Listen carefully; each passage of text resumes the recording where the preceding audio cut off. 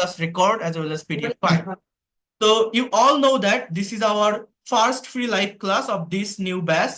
So in this class, I'm going to talk about how can we start our spoken English learning journey. So here you can see, for learning English language as a foreigner, we have to follow some strategy. We have to do some plan. That is, from where will we start our journey and what will we study firstly? How can we improve gradually and day by day? Those questions will be circling in your mind. So in this class, I will give you some tips so that you can understand about all the process of learning English easily. অর্থাৎ যেহেতু আজকে first class, আমি আবারও বলছি, আজকের এই ক্লাসটাতে আমি এই ধারণাটা আপনাদের দিব। আমি এখানে 7টা পয়েন্ট মেনশন করব। সেই 7টা পয়েন্টের মাধ্যমে আপনি যাতে করে খুব দ্রুত ইংলিশ এক্সপার্ট এবং ফ্লুয়েন্ট হতে পারেন। যারা ইংরেজি শিখতে চাচ্ছেন, বিভিন্ন জায়গা থেকে শিখছেন, টিউটোরিয়াল দেখছেন, শেখার চেষ্টা করে যাচ্ছেন, বাট অ্যাকচুয়াল ইমপ্রুভমেন্টটা পাচ্ছেন না, আপনি বুঝতে পারছেন না যে এই ল্যাঙ্গুয়েজে আসলে কি আছে, আমার কোন কোন জায়গাগুলো সম্পর্কে ক্লিয়ার কনসেপ্ট বা ভালো ধারণা থাকলে আমি দ্রুত পারফেক্টলি প্রফেশনালি ইংলিশ এক্সপার্ট এবং ফ্লুয়েন্ট হতে পারবো। এই বিষয়গুলো নিয়ে যাদের প্রবলেম ক্রিয়েট হয়, অর্থাৎ দেখেন, ইংলিশ একটা ভাষা, একটা ল্যাঙ্গুয়েজ, বাট এই ল্যাঙ্গুয়েজটা কিন্তু একটা চেইন অফ কমান্ড মেনটেন করে, অর্থাৎ একটা সিকোয়েন্স মেনটেন করে। আপনি বিভিন্ন জায়গা থেকে শিখতে থাকলে হয়তো আপনি শিখতে পারবেন, বাট আপনার দিনের পর দিন, মাসের পর মাস এবং বছরের পর বছর যেতে থাকবে, আপনাকেও শিখে যেতে হবে, আপনি শেষ নামাতে পারবেন না। বাট আপনি যদি এই ল্যাঙ্গুয়েজটাকে প্রফেশনালি শিখতে চান, নিজের একটা অ্যাসেট বা সম্পদ হিসাবে নিতে চান, যদি মনে করেন আমি দ্রুত ডেভেলপ করতে চাই, দ্রুত এক্সপার্ট হতে চাই, আপনাকে অবশ্যই সিকোয়েন্স মেনটেন করতে হবে। অর্থাৎ আপনাকে বুঝতে হবে আমি কোন জায়গা থেকে শুরু করব এবং কোথায় শেষ করব, এই ল্যাঙ্গুয়েজের ভিতর ঠিক কি আছে, কোন টপিকের সাথে কোন টপিক কানেক্টেড, কোনটার পর কোনটা পড়লে আমি ডে বাই ডে বা দ্রুত ডেভেলপ করতে পারবো। যেটা বললাম, এই ল্যাঙ্গুয়েজ একটা চেইন অফ কমান্ড মেনটেন করে, অর্থাৎ আপনি যদি ওয়ার্ড না পারেন আপনি সেন্টেন্স পারবেন না, সেন্টেন্স সম্পর্কে যদি আপনার কনসেপ্ট না থাকে আপনি টেন্স পারবেন না, টেন্স যদি আপনি না পারেন আপনি ভয়েস পারবেন না। এটা কিন্তু খুবই গুরুত্বপূর্ণ, এই সিকোয়েন্সটা মেনটেন করা। এটা যদি না করতে পারেন, আপনি নিজে দেখেন, নিজেকে নিজে প্রশ্ন করেন, বর্তমান সময়ে ইংরেজি শেখার জন্য কারো হেল্প নেওয়া লাগে না। ইউটিউব চ্যানেলে যান, ফেসবুক পেজে যান, হাজার হাজার টিচারের হাজার হাজার ক্লাস পাবেন, কন্টেন্ট পাবেন, শিখতে পারবেন, বাট দেখবেন আপনার ওই দিন মাস বছর যেতেই আছে, আপনিও শিখে যাচ্ছেন, শেষ হচ্ছে না, নিজের ভিতরে ওই কনফিডেন্টটা পাচ্ছেন না। সেটা তখনই পাবেন যখন আপনি অ্যাকচুয়াল থিংসটা বুঝতে পারবেন যে এই ভাষার ভিতরে আসলে কি আছে। তো আমি আজকের এই ক্লাসটাতে সেই সম্পর্কেই কথা বলবো। আমি 7টা পয়েন্ট মেনশন করব এবং আমি আপনাদেরকে দেখিয়ে দিব যে এই 7টা টপিক সম্পর্কে যদি আপনার ভালো কনসেপ্ট থাকে, you will be expert and fluent in this language within very short time. এবং এই 7টা পয়েন্টের যে প্র্যাকটিক্যাল ব্যবহার আছে, সেই প্র্যাকটিক্যাল ব্যবহারগুলো আমি আপনাদেরকে আজকের এই সম্পূর্ণ ক্লাসটা থেকে আমি দেখিয়ে দিব। তো সবাই একটু মনোযোগ দিয়ে দেখার চেষ্টা করেন, বিষয়গুলোকে নেওয়ার চেষ্টা করেন। অলরেডি অনেক সময় চলে গেছে, তারপরেও যতদূর পারি। So first of all, my first point is, for learning English, firstly you have to gather some basic idea about sentences. প্রথম বিষয়টা হচ্ছে আপনাকে সেন্টেন্স সম্পর্কে একটা ক্লিয়ার কনসেপ্ট বা ধারণা রাখতে হবে। সেন্টেন্স বা বাক্য, ইংরেজি ভাষায় এই সেন্টেন্স খুবই গুরুত্বপূর্ণ একটা ভূমিকা পালন করে। এই সেন্টেন্স বা বাক্য মূলত দুইভাবে গঠিত হয়। একটা হচ্ছে আপনার অর্থ অনুসারে, অ্যাকর্ডিং টু মিনিং, আর একটা হচ্ছে গঠন অনুসারে, অ্যাকর্ডিং টু স্ট্রাকচার। অর্থ অনুসারে বাক্য 5 প্রকার, আপনারা জানেন, এই যে assertive, interrogative, imperative, exclamatory, optative. এই যে সেন্টেন্স গুলো আছে এগুলোকে আমরা বলি অর্থ অনুসারে বা অ্যাকর্ডিং টু মিনিং। আর সিম্পল, কমপ্লেক্স, কম্পাউন্ড, এগুলো হচ্ছে গঠন অনুসারে 3 প্রকার টোটাল। এই যে 8টা স্ট্রাকচার ইংলিশ ল্যাঙ্গুয়েজের, যে সেন্টেন্স গুলোর, এই 8টা স্ট্রাকচার সম্পর্কে আপনাকে ক্লিয়ার কনসেপ্ট রাখতে হবে। এটা রাখলে আপনার বেনিফিটটা কি? আমরা অনেকে ইংলিশে প্যাসেজ রিড আউট করি, বিভিন্ন ধরনের প্যাসেজ আমরা পড়ে থাকি, বাট একটা সেন্টেন্সের অ্যাকচুয়াল মিনিং, অ্যাকচুয়াল থট আমরা বের করতে পারি না। রিডিং করতে পারি, বাট অ্যাকচুয়াল অনুবাদটা আমরা বুঝতে পারি না। যদি এই সেন্টেন্সের ফাংশন বা সেন্টেন্সের স্ট্রাকচার গুলো সম্পর্কে ক্লিয়ার একটা কনসেপ্ট বা ধারণা আপনার থাকে, তাহলে যে কোনো সেন্টেন্স বা বাক্যের অ্যাকচুয়াল মিনিংটা বের করা যায়। তো একটু আগে লিখে রাখেন, আমি ডিটেলসে কি করতে হবে সেটা আমি দেখাচ্ছি। 1 নম্বর পয়েন্ট হচ্ছে জাস্ট লেখেন, আমাকে সেন্টেন্স সম্পর্কে জানতে হবে, we have to know about sentence. 2 number point হচ্ছে, after knowing this sentences you have to know about some sentence component. For example, what is subject? What is verb? What is object? What is complement? What is adverbial? What is appositive? Those things are the component of sentences. অর্থাৎ একটা বাক্য তৈরি করতে গেলে আমার যে element গুলো লাগে, আমার যে উপকরণগুলো লাগে সেগুলো মূলত কি, এইটা আমাদেরকে একটু জানতে হবে। অর্থাৎ একটা বাক্যে সাবজেক্ট জিনিসটা কি, সেটা কিভাবে আসে, ভার্বটা কি, অবজেক্ট কাকে বলে, কমপ্লিমেন্ট বিষয়টা কি, অ্যাডভার্বিয়াল কিভাবে নিয়ে আসতে হয়, অ্যাপোজিটিভ জিনিসটা কি, এইগুলোকে বলা হয় কম্পোনেন্ট অফ সেন্টেন্সেস। এগুলো সম্পর্কে যদি ক্লিয়ার কনসেপ্ট থাকে, তাহলে কি হবে, একটা সেন্টেন্সকে আপনারা অনেক বেশি মডিফাই করতে পারবেন। একটা সেন্টেন্স বা বাক্যের ভিতরে অনেক বেশি ইনফরমেশন বা তথ্য আপনারা নিয়ে আসতে পারবেন, যেটা আমাদের ইংরেজি ভাষাটা প্রফেশনালি শেখার জন্য দরকার। একটা সেন্টেন্সকে আমরা বড় করতে পারি না, সেন্টেন্সের ভিতরে এক্সট্রা ইনফরমেশন আনতে পারি না, সেটা তখনই পারবো যখন এই কম্পোনেন্ট অফ সেন্টেন্স বা সেন্টেন্সের এলিমেন্ট গুলো আমরা পারফেক্টলি বুঝবো। তাহলে 1 নম্বর পয়েন্ট কি, বাক্য সেন্টেন্স সম্পর্কে কনসেপ্ট রাখতে হবে। 2 number point, sentence component. Point number 3, you have to learn part of speech. Part of speech is the most important things of English grammar. যারা ইংলিশ গ্রামারটাকে ডেভেলপ করতে চান, তাদের এই পার্ট অফ স্পিচ সম্পর্কে ধারণা রাখতে হবে। অনেকেই মনে করেন যে স্পোকেন ইংলিশ শিখতে গেলে, ইংলিশে কথা বলা শিখতে গেলে গ্রামার ছাড়াই শেখা যায়। আবার অনেকেই মনে করে যে পারফেক্টলি কথা বলতে গেলে, ফ্লুয়েন্টলি কথা বলতে গেলে, উইদাউট মিস্টেক কথা বলতে গেলে গ্রামারটা লাগে। তো সেটা নিয়ে আমি পরে কথা বলবো যে গ্রামার দরকার কি দরকার না স্পোকেনে। বাট যারা গ্রামার শিখতে চান, গ্রামারটা মূলত কি এইটা আমাকে বুঝতে হবে। এই ইংলিশ গ্রামারটা মূলত এই পার্ট অফ স্পিচের উপর ডিপেন্ডেন্ট। অর্থাৎ ইংলিশ ল্যাঙ্গুয়েজে টোটাল 8 প্রকার পার্ট অফ স্পিচ আছে, আপনারা জানেন। Noun, pronoun, adjective, verb, adverb, preposition, conjunction, interjection. এই 8 প্রকার পার্ট অফ স্পিচ সম্পর্কে যদি কারো ক্লিয়ার কনসেপ্ট থাকে বা ভালো একটা ধারণা থাকে, তার হোল ইংলিশ গ্রামারটা জানা হয়ে যায়। পার্ট অফ স্পিচ গুলো কি, ডেফিনেশন গুলো কি, অবস্থানটা কোথায় হয়, কিভাবে একটা বাক্য থেকে আইডেন্টিফাই করতে হয়, এটা আমাদেরকে একটু শিখতে হবে বা বুঝতে হবে। যদি আপনি এটা বুঝতে পারেন, ভালোভাবে নিতে পারেন, খুব দ্রুত, খুব কম সময়ের ভিতরে আপনি ইংলিশটা অনেক ভালোভাবে ডেভেলপ করতে পারবেন, এই ল্যাঙ্গুয়েজটা। এবং এটা যে কতটা আহ প্রভাব ফেলে ইংরেজি ভাষায়, আপনি যতক্ষণ না পর্যন্ত এর প্র্যাকটিক্যাল ব্যবহার জানবেন, আপনি ইমাজিন করতে পারবেন না এই পার্ট অফ স্পিচ জিনিসটা কতটা গুরুত্বপূর্ণ। আমি মানে অন্য যে গ্রামার গুলো থাকে, মনে করেন article, determiner, subject verb agreement বা আদার্স যে গ্রামাটিক্যাল টপিক গুলো আছে, ফ্রেজ অ্যান্ড ক্লজ, সবকিছুই কিন্তু এই পার্ট অফ স্পিচের ভিতর থেকেই আসে। অর্থাৎ এগুলো যদি জানা থাকে, বাকি বিষয়গুলো অটোমেটিক্যালি আপনি পারবেন। আমি যেটা বললাম না, যে ইংলিশ ল্যাঙ্গুয়েজটা হচ্ছে একটা চেইন অফ কমান্ড মেনটেন করে, এবং এই পার্ট অফ স্পিচটা গুরুত্বপূর্ণ কেন দেখেন, আমি একটু দেখাই দিই। আমরা অনেকে এই বিষয়গুলো জানি না। আমরা জানি যে এই নাউন, প্রোনাউন, এগুলোর নাম আমরা শুনছি, এগুলোকে পার্ট অফ স্পিচ বলে সেটাও আমরা শুনছি, বাট এদের প্র্যাকটিক্যাল ব্যবহারটা কোথায় হয়, অ্যাকচুয়ালি এদেরকে আমরা কিভাবে ইউজ করে থাকি, এই জিনিসটা, এই বিষয়গুলো আমরা বুঝতে পারি না অনেক সময়। তো সেটা কিভাবে আপনারা বুঝবেন এবং কিভাবে এই জায়গাগুলোকে ডেভেলপ করতে হয়, আমি একটু আপনাদেরকে যদি দেখাই। আমার পয়েন্ট নাম্বার 3 হচ্ছে পার্ট অফ স্পিচ জানতে হবে। এটা যদি জানা থাকে, ইংরেজি ভাষার 50% আপনি কাভার করতে পারবেন। বাট এই পার্ট অফ স্পিচ সম্পর্কে যদি ক্লিয়ার কনসেপ্ট আপনার না থাকে, অনেক বড় বড় বাক্য আপনি পড়বেন, ভোকাবুলারি জানেন, তারপরও সেই বাক্যের অ্যাকচুয়াল মিনিং আপনি বের করতে পারবেন না। বিষয়টা কেমন আমি একটু খুলে বলি। দেখেন, পার্ট অফ স্পিচ জিনিসটা হচ্ছে স্পিচের পার্ট বা অংশ। অর্থাৎ আমরা যখন ইংলিশে কথা বলি, কথা বলতে গেলে সেন্টেন্স বা বাক্যের প্রয়োজন হয়। কথাটা বোঝেন, একটা বাক্যের ডেফিনেশন কি, বাক্যের ডেফিনেশন হচ্ছে কতগুলো ওয়ার্ড পাশাপাশি বসে যখন মনের ভাবটা ক্লিয়ারলি প্রকাশ করে, তাকে আমরা সেন্টেন্স বা বাক্য বলি। তো প্রতিটা সেন্টেন্সে ব্যবহৃত যে ওয়ার্ড গুলো আছে, এই ওয়ার্ড গুলো মূলত 8 প্রকার পার্ট অফ স্পিচ থেকে আসে। অর্থাৎ প্রত্যেকটা ওয়ার্ডের একটা নাম আছে, একটা ডেজিগনেশন আছে। এই নামগুলো 8 প্রকার পার্ট অফ স্পিচ থেকে আসে। এই ওয়ার্ড গুলোকে যদি আপনি আইডেন্টিফাই করতে পারেন যে কোন ওয়ার্ডটা কোন পার্ট অফ স্পিচ, তাহলে আপনি যখন কোনো সেন্টেন্স ইংলিশ থেকে বাংলায় ট্রান্সলেট করবেন বা একটা সেন্টেন্সের অ্যাকচুয়াল মিনিং আপনি বুঝতে চাইবেন, যদি বাংলা অর্থটা নাও জানেন, বাট পার্ট অফ স্পিচ যদি আপনি ধরতে পারেন বা আইডেন্টিফাই করতে পারেন, যে কোনো সেন্টেন্সের actual meaning, actual thought, actual sense আপনি বুঝতে পারবেন। এটা এতটাই গুরুত্বপূর্ণ।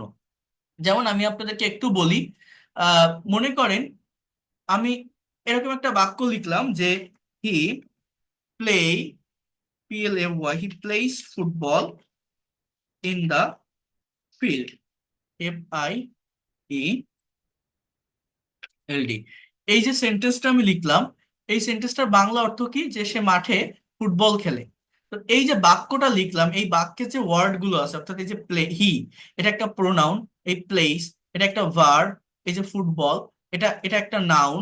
এই যে ইন, এটা একটা প্রেপোজিশন। এই যে দা, এটা একটা অ্যাডজেক্টিভ। এ এন্ড দি কে আমরা আর্টিকেল বলি, বাট আর্টিকেল বলে কোনো ওয়ার্ড নেই 8 প্রকার পার্ট অফ স্পিচের ভিতর। তো as a part of speech a an the, this, that, those, এগুলো সব হচ্ছে অ্যাডজেক্টিভ। এই ফিল্ড অ্যাজ এ ওয়ার্ড, এটা একটা নাউন।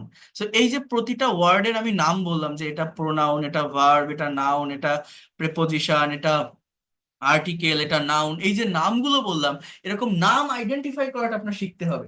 বাট এটা কিভাবে আপনি করবেন? দেখেন, এই পার্ট অফ স্পিচ গুলো কখনো এইভাবে মুখস্থ রাখা যায় না, যে একটা বাক্যে এই ওয়ার্ড গুলো আমার এই পার্ট অফ স্পিচ হবে, এইভাবে কখনো এটা মুখস্থ রাখা যায় না। এই পার্ট অফ স্পিচ গুলো অবস্থান ভেদে পরিবর্তন হয়। যেমন আমি যদি এরকম একটা কথা বলি, হ্যাঁ ইউ ক্যান সি, আমি যদি বলি যে দিস ইজ আ ম্যাঙ্গো, কথাটা বোঝেন, এটা একটা আম। এই ম্যাঙ্গো শব্দটা আমার নাউন, একটা ফলের নাম, এটা একটা নাউন। বাট আমি যদি এরকম ভাবে একটা কথা বলি, this is a mango tree, এই সেন্টেন্সটার বাংলা অর্থ হচ্ছে যে এটা একটা আম গাছ। This is a mango tree, এটা একটা আম গাছ। এখন এই যে সেন্টেন্সটা আমি লিখলাম, বা এই যে বাক্যটা আমি লিখলাম, আমার কথাটা একটু মনোযোগ দিয়ে দেখার চেষ্টা করেন বা বোঝার চেষ্টা করেন। এই যে বাক্যটা আমি লিখলাম যে this is a mango tree, এই বাক্যে ম্যাঙ্গোটা কিন্তু মূলত অ্যাডজেক্টিভ, এই ট্রিটা নাউন। ম্যাঙ্গোটাই ট্রিকে মডিফাই করে, যে ওয়ার্ড অন্য একটা নাউনকে মডিফাই করে তাকে আমরা অ্যাডজেক্টিভ বলি। তো এই যে জায়গাগুলো, এই যে বিষয়গুলো, এইটা আমাকে বুঝতে হবে। ইভেন এই জায়গায় আমাদের এই পার্ট অফ স্পিচ যে কতটা প্রভাব ফেলে অর্থের চেঞ্জিং এর ক্ষেত্রে, আপনি ইমাজিন করতে পারবেন না। যেমন ইংলিশ ল্যাঙ্গুয়েজে জেরান্ড ইনফিনিটিভ পার্টিসিপল নামে একটা টপিকের নাম আপনারা শুনছেন। এরা এই পার্ট অফ স্পিচেরই ভাই বোন বলা যায়। অর্থাৎ আহ এগুলোকে বলা হয় মূলত নন ফাইনাইট ভার্ব। দেখতে ভার্বের মতো হলেও এরা অ্যাকশন দেয় না, কাজ করে না, ভার্ব হিসাবে বসে না, এরা নন ফাইনাইট ভার্ব। সো এই যে জেরান্ড ইনফিনিটিভ পার্টিসিপল যেগুলোর কথা আমরা বলি বা আমি আপনাদেরকে বলছি, এইটা আপনারা যদি একটু ভালোভাবে বোঝার চেষ্টা করেন বা ভালোভাবে নেওয়ার চেষ্টা করেন, আমি একটু ডিটেলস আপনাদেরকে বলি। মনে করেন ওয়াক, WALK, কথাটা একটু বোঝেন, আমি মেইন জায়গাটাতে আসতেছি, বাট এই বিষয়গুলো জানা প্রয়োজন, বোঝা প্রয়োজন, সবাই এগুলো দেখায় না। আর আপনি যদি প্রফেশনালি শিখতে চান এই ল্যাঙ্গুয়েজটা, এই ল্যাঙ্গুয়েজটাকে আপনার একটা অ্যাসেট বা সম্পদ হিসাবে নিতে চান, এই বিষয়গুলো সম্পর্কে আপনার ক্লিয়ার একটা কনসেপ্ট রাখতে হবে, ভালো একটা ধারণা রাখতে হবে। এই ওয়াক মানে কি? হাঁটা। আমি যদি আপনাকে বলি এটা কোন পার্ট অফ স্পিচ, আপনি এক বাক্যে চোখ বন্ধ করে বলবেন যে এটা একটা ভার্ব। এখন আমি যদি এরকম একটা সেন্টেন্স লিখি, he is walking on the road, এই সেন্টেন্সটার বাংলা অর্থ কি? সে রাস্তা দিয়ে হাঁটিতেছে বা হাঁটতেছে, হি ইজ ওয়াকিং। এই সেন্টেন্সে ইজটা অক্সিলারি ভার্ব, ওয়াকিংটা main verb. Is walking verb phrase, অর্থাৎ এই ওয়াকিংটা মূলত এখানে মেইন ভার্ব, কাজ করা বোঝাচ্ছে, অ্যাকশন দিচ্ছে। তো as a part of speech এই ওয়াকিংটা কি? এটা কিন্তু একটা ভার্ব। কিন্তু আমি যদি এইভাবে একটা কথা বলি, বোঝার চেষ্টা করেন, আমি যদি এরকম একটা কথা বলি যে walking is a good exercise, EXERCIS, এই এই যে বাক্যটা আমি বললাম, walking is a good exercise, এই বাক্যটার অর্থ কি বা মিনিং কি জানেন? এই বাক্যটার বাংলা অর্থ হচ্ছে যে হাঁটা একটা ভালো ব্যায়াম। Walking is a good exercise, এইখানে যে ওয়াকিংটা লিখলাম, এই ওয়াকিংটা কোনো অ্যাকশন দিচ্ছে না, কোনো কাজ করা বোঝাচ্ছে না, অর্থাৎ এটা কোনো ভার্ব না, এটা এখানে জেরান্ড বা as a part of speech এটা নাউন হিসাবে এই জায়গাটাতে বসতেছে। উপরের সেন্টেন্সটা প্রেজেন্ট কন্টিনিউয়াস টেন্সের সেন্টেন্স, বাট এই পরের যে বাক্যটা, এটা প্রেজেন্ট ইনডিফিনিট টেন্সে লেখা। আবার আমি যদি এইভাবে একটা কথা বলি, for example, I saw a boy walking on the road, এই সেন্টেন্সটার বাংলা অর্থ হচ্ছে আমি একটা ছেলেকে রাস্তায় হাঁটতে দেখেছিলাম। এখন একটু বোঝার চেষ্টা করেন, এইখানে যে সেন্টেন্স বা বাক্যটা আমি লিখলাম যে আমি একটা ছেলেকে রাস্তায় হাঁটতে দেখেছিলাম, এই জায়গায় সাবজেক্ট আই, সটা ভার্ব, সি এর পাস্ট ফর্ম, এটা পাস্ট ইনডিফিনিট টেন্সের একটা সেন্টেন্স। এবং এই যে ওয়াকিংটা আপনারা দেখছেন, এই ওয়াকিংটা মূলত একটা পার্টিসিপল, ভার্বের প্রেজেন্ট পার্টিসিপল, এখানে অ্যাডজেক্টিভের কাজ করে, এই বয়টাকে মডিফাই করে। বয়টাকে কি অবস্থায় দেখেছিল? হাঁটতেছিল, সেই রকম একটা অবস্থায় দেখেছিল। বাট এই ওয়াকিংটাকে কিন্তু কোনো টেন্স আইডেন্টিফাই করতে পারবে না। টেন্স আইডেন্টিফাই কিন্তু সাবজেক্টের পরে যে ভার্বটা আছে, অর্থাৎ এই যে স, এইটা দেখে হচ্ছে। এই সম্পূর্ণ যে বাক্যটা, এটা পাস্ট ইনডিফিনিট টেন্সের একটা সেন্টেন্স। এই ওয়াকিংটা কি? এটা একটা ভার্ব যুক্ত, ভার্বের মতো দেখতে একটা শব্দ। এই শব্দটাকে দেখে মনে হচ্ছে এর চেহারাটা ভার্ব হলেও এটা কোনো কাজ করতেছে না, অ্যাকশন দিচ্ছে না, তাহলে ভার্ব হয় কি করে?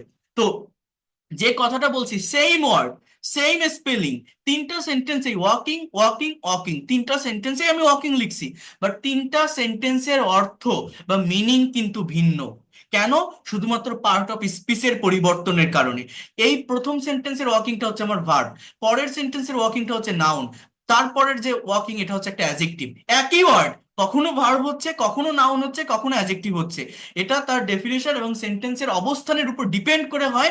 এবং এইভাবে যদি পার্ট অফ স্পিচের পরিবর্তন হয়, আমার সেন্টেন্সের অর্থের পরিবর্তন হয়ে যায়। তো এই জন্য এই পার্ট অফ স্পিচ সম্পর্কে ক্লিয়ার কনসেপ্ট রাখতে হবে, এইটার আইডেন্টিফিকেশন বুঝতে হবে।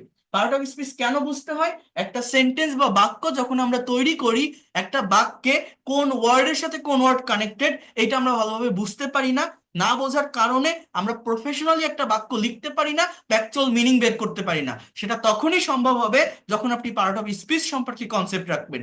এটা ইংলিশ ল্যাঙ্গুয়েজের একটা ফাউন্ডেশন বা ভিত্তি বলা যায়। তাহলে তিনটা বাক্যের অর্থ কি? He is walking on the road, সে রাস্তা দিয়ে হাঁটতেছে। He is walking on the road, সে রাস্তা দিয়ে হাঁটতেছে। Walking is a good exercise, হাঁটা একটা ভালো ব্যায়াম। I saw a boy walking on the road, আমি একটা ছেলেকে হাঁটতে দেখেছিলাম। তিনটা সেন্টেন্সের মিনিং কিন্তু তিন রকম হয়ে যাচ্ছে, শুধুমাত্র পার্ট অফ স্পিচের পরিবর্তনের কারণে। অর্থাৎ ওই ওয়াকিংটা বিভিন্ন পজিশনে বসার কারণে, বিভিন্ন ধরনের অ্যাকশন দেওয়ার কারণে। তো এই জায়গাটা আমাদেরকে বুঝতে হবে। আমি যে বিষয়গুলোর কথা এখন বলতেছি, এটা যেহেতু আজকে ফার্স্ট ক্লাস, আপনাদের ইন্ট্রোডাক্টরি ক্লাস, এই প্রত্যেকটা বিষয় নিয়ে আমি ডিটেলসে ক্লাস নিব। এবং এই ফ্রি ক্লাসে, আমার কোনো পেইড কোর্সের কথা বলছি না, ফ্রি ক্লাসগুলোতে আমি নিব ডিটেলসে, দেখাবো। যারা রেগুলারিটি মেনটেন করে করবেন তারা এগুলো পাবেন। তো একটু মনোযোগ দেন এবার। আমি তাহলে 3 নম্বর পয়েন্ট কি বলছি, যে পার্ট অফ স্পিচ সম্পর্কে ধারণা রাখতে হবে, এবং এটা মনে রাখেন, এটা খুবই গুরুত্বপূর্ণ একটা টপিক। এরপর পয়েন্ট নাম্বার 4 হচ্ছে, আমাকে ভার্ব সম্পর্কে ক্লিয়ার কনসেপ্ট রাখতে হবে। Verb is the biggest topic of grammar, it is involved with so many important topic. Verb English grammar সব থেকে বড় একটা টপিক। আমি যদি এটার ক্লাসিফিকেশন নিয়ে আপনাকে কথা বলি, ভার্ব প্রধানত দুই প্রকার, একটা ফাইনাইট, একটা নন ফাইনাইট। ফাইনাইট ভার্ব আবার দুই প্রকার, প্রিন্সিপাল, অক্সিলারি। প্রিন্সিপাল আবার দুই প্রকার, হ্যাঁ, আমার transitive verb, intransitive verb. Auxiliary আবার দুই প্রকার, প্রাইমারি অক্সিলারি, মডেল অক্সিলারি। এটা আবার আরেকটা প্রকার আছে, সেমি মডেল অক্সিলারি। আবার নন ফাইনাইট ভার্ব তিন প্রকার, জেরান্ড, ইনফিনিটিভ, পার্টিসিপল। পার্টিসিপল আবার তিন প্রকার, প্রেজেন্ট, পাস্ট, পারফেক্ট পার্টিসিপল। আরো কিছু ভার্ব আছে, যেমন causative verb, quasi passive verb, factitive verb. So এই যে নামগুলো আমি বলছি, এই নামগুলো আপনারা সবাই জানেন হয়তো বা শুনছেন, নামগুলোর সঙ্গে পরিচিত। বাট এদের প্র্যাকটিক্যাল ইউজটা কোথায় হয়, প্র্যাকটিক্যালি কিভাবে এগুলোকে আমরা স্পিকিং এ বা রাইটিং এ ব্যবহার করি, এটা আমাদের জানতে হবে। এছাড়া আমাদের যে কনজুগেশন অফ ভার্ব, ইংলিশে কথা বলতে গেলে, এই যে যারা স্পোকেন ইংলিশ শিখতে যাচ্ছেন, যারা ইংলিশে কথা বলতে চাচ্ছেন, স্পোকেন ইংলিশটা কিন্তু সম্পূর্ণ ভার্বের উপর ডিপেন্ডেন্ট। যে যত বেশি ভার্বকে মডিফাই করতে পারে, ভার্বকে বিভিন্ন ফর্মে ট্রান্সফার করতে পারে, সে তত দ্রুত ইংলিশে কথা বলতে পারে বা এক্সপার্ট হতে পারে। সেটা কিভাবে সম্ভব এটাও আমি বলবো। ইভেন আমি আরো একটা কথা বলে রাখি, আপনারা অনেকেই আছেন যারা খুব বেশি লেখাপড়া জানেন না, বাট আপনাদের একটা হবি, আপনাদের একটা শখ, যে আপনি ইংরেজি শিখবেন, ইংরেজিতে একটু কথা বলবেন, আপনার কথা বলতে ইচ্ছা হয়। বাট আপনারা অনেকেই বলেন, স্যার আমি রিডিং পড়তে পারি না, আমি খুবই কম লেখাপড়া জানি, বা আমার ভোকাবুলারি সম্পর্কে অত কনসেপ্ট নেই, আমি এখন ভোকাবুলারি শেখার চেষ্টা করতেছি। ইংরেজি ভাষা শেখার জন্য ঠিক কোন ধরনের ভোকাবুলারি গুলো শেখা লাগবে, বা কোন বিষয়গুলো বেশি জানলে আমি দ্রুত ইংলিশ এক্সপার্ট হতে পারবো বা ইংলিশে কথা বলতে পারবো? তো এই কথাটা আমি বলি, যারা ভোকাবুলারিতে দুর্বল, যারা একদমই ইংরেজি জানেন না, ভোকাবুলারি বলতে শুধুমাত্র ভার্বের ভোকাবুলারি জানতে হয়, ভার্বের উপর ক্লিয়ার কনসেপ্ট রাখতে হয়। যে যত বেশি ভার্ব সম্পর্কে কনসেপ্ট রাখে, যে যত বেশি ভার্বের ভোকাবুলারি জানে, সে তত দ্রুত ইংলিশে এক্সপার্ট এবং ফ্লুয়েন্ট হতে পারে। আমি আবারও বলছি, ভার্বটা হচ্ছে খুবই ইম্পর্টেন্ট একটা থিংস, এটা না জানলে ইংরেজি ভাষাটা ভালোভাবে শেখা যায় না। আপনার 4 নম্বর পয়েন্ট ভার্ব লিখে রাখেন। তারপর এটা কোথায় শিখতে হবে, কিভাবে শিখতে হবে, কেন শিখতে হবে, সেটা আমি আপনাদেরকে দেখাবো। এই ভার্বের পরে 5 নম্বর পয়েন্ট হচ্ছে, আপনাকে টেন্স সম্পর্কে কনসেপ্ট রাখতে হবে। ইংলিশে কথা বলতে গেলে টেন্সটা ম্যান্ডেটরি আমাদের জানতে হবে, বাট এটার প্র্যাকটিক্যাল ব্যবহার জানতে হবে। শুধু স্ট্রাকচার শিখে রেখে দিলে হবে না, প্র্যাকটিক্যালি টেন্সের ব্যবহার শিখতে হবে। এরপর 6 নম্বর যে পয়েন্টটা আছে, সেটা হচ্ছে মডাল এবং সেমি মডাল অক্সিলারি ভার্বের ব্যবহার শিখতে হবে। এটাও আপনারা একটু লেখেন। Point number 6, we have to know practical use of modal and semi modal auxiliary verb। এরপর পয়েন্ট নাম্বার 7, সেটা হচ্ছে আমাদের প্যাসিভ ভয়েসের প্র্যাকটিক্যাল ব্যবহার শিখতে হবে। আমরা অনেকে ভয়েস চেঞ্জ করি, অ্যাক্টিভ থেকে প্যাসিভ করি, বাট প্র্যাকটিক্যালি প্যাসিভের যে ব্যবহার এটা আমরা করার চেষ্টা করি না বা আমরা করি না। তো কিভাবে প্র্যাকটিক্যাল ওয়েতে প্যাসিভ ভয়েসটাকে আমরা ইউজ করতে পারি, প্যাসিভ ভয়েসটাকে ব্যবহার করতে পারি, সেটা আমি দেখাবো আপনাদের। কারণ প্যাসিভ ভালোভাবে না শিখলে, ডিরেক্টলি প্যাসিভের ব্যবহার যেটা, সেটা না শিখলে কখনোই আপনি ইংলিশে প্রফেশনাল হতে পারবেন না, কখনোই আপনি ইংলিশে এক্সপার্ট হতে পারবেন না। তো এই জায়গাটা আমি আপনাদেরকে দেখাবো। তো আমি আবারও বলছি, আমি প্রত্যেকটা বিষয় এখন ডিটেলসে বলবো, আপনারা আবারও একটু পয়েন্ট আউট করে নেন। আমি প্রথমত বলছি, আপনারা একটা হেডলাইন দিবেন যে how can you start our spoken English learning journey, অর্থাৎ কিভাবে আমরা আমাদের ইংরেজি শেখার এই জার্নিটা শুরু করতে পারি। এই বিষয়টা নিয়ে আমি আপনাদের সঙ্গে কথা বলেছি, এবং আমি আপনাদেরকে কি বলছি যে ইংলিশ ল্যাঙ্গুয়েজটা বা ইংরেজি ভাষাটা প্রফেশনালি যদি আপনি শিখতে চান, তাহলে আমাদের 7টা পয়েন্ট সম্পর্কে কনসেপ্ট রাখতে হবে। 1 নম্বর পয়েন্ট বলছি, আমাকে সেন্টেন্স সম্পর্কে ধারণা রাখতে হবে, we have to know about sentences. Point number 2, sentence component বা সেন্টেন্স এলিমেন্ট, অর্থাৎ একটা সেন্টেন্সের ভিতর যে উপকরণগুলো থাকে, সাবজেক্ট ভার্ব অবজেক্ট, এইটা জানতে হবে। Point number 3, part of speech সম্পর্কে আমাদের একটা ক্লিয়ার কনসেপ্ট রাখতে হবে, এটা হচ্ছে 3 নম্বর পয়েন্ট। কিসের কথা বললাম? পার্ট অফ স্পিচ আমাকে ভালোভাবে জানতে হবে, পয়েন্ট নাম্বার 3। পয়েন্ট নাম্বার 4 হচ্ছে আমাকে ভার্ব সম্পর্কে কনসেপ্ট রাখতে হবে, point number 4, we have to know about verb.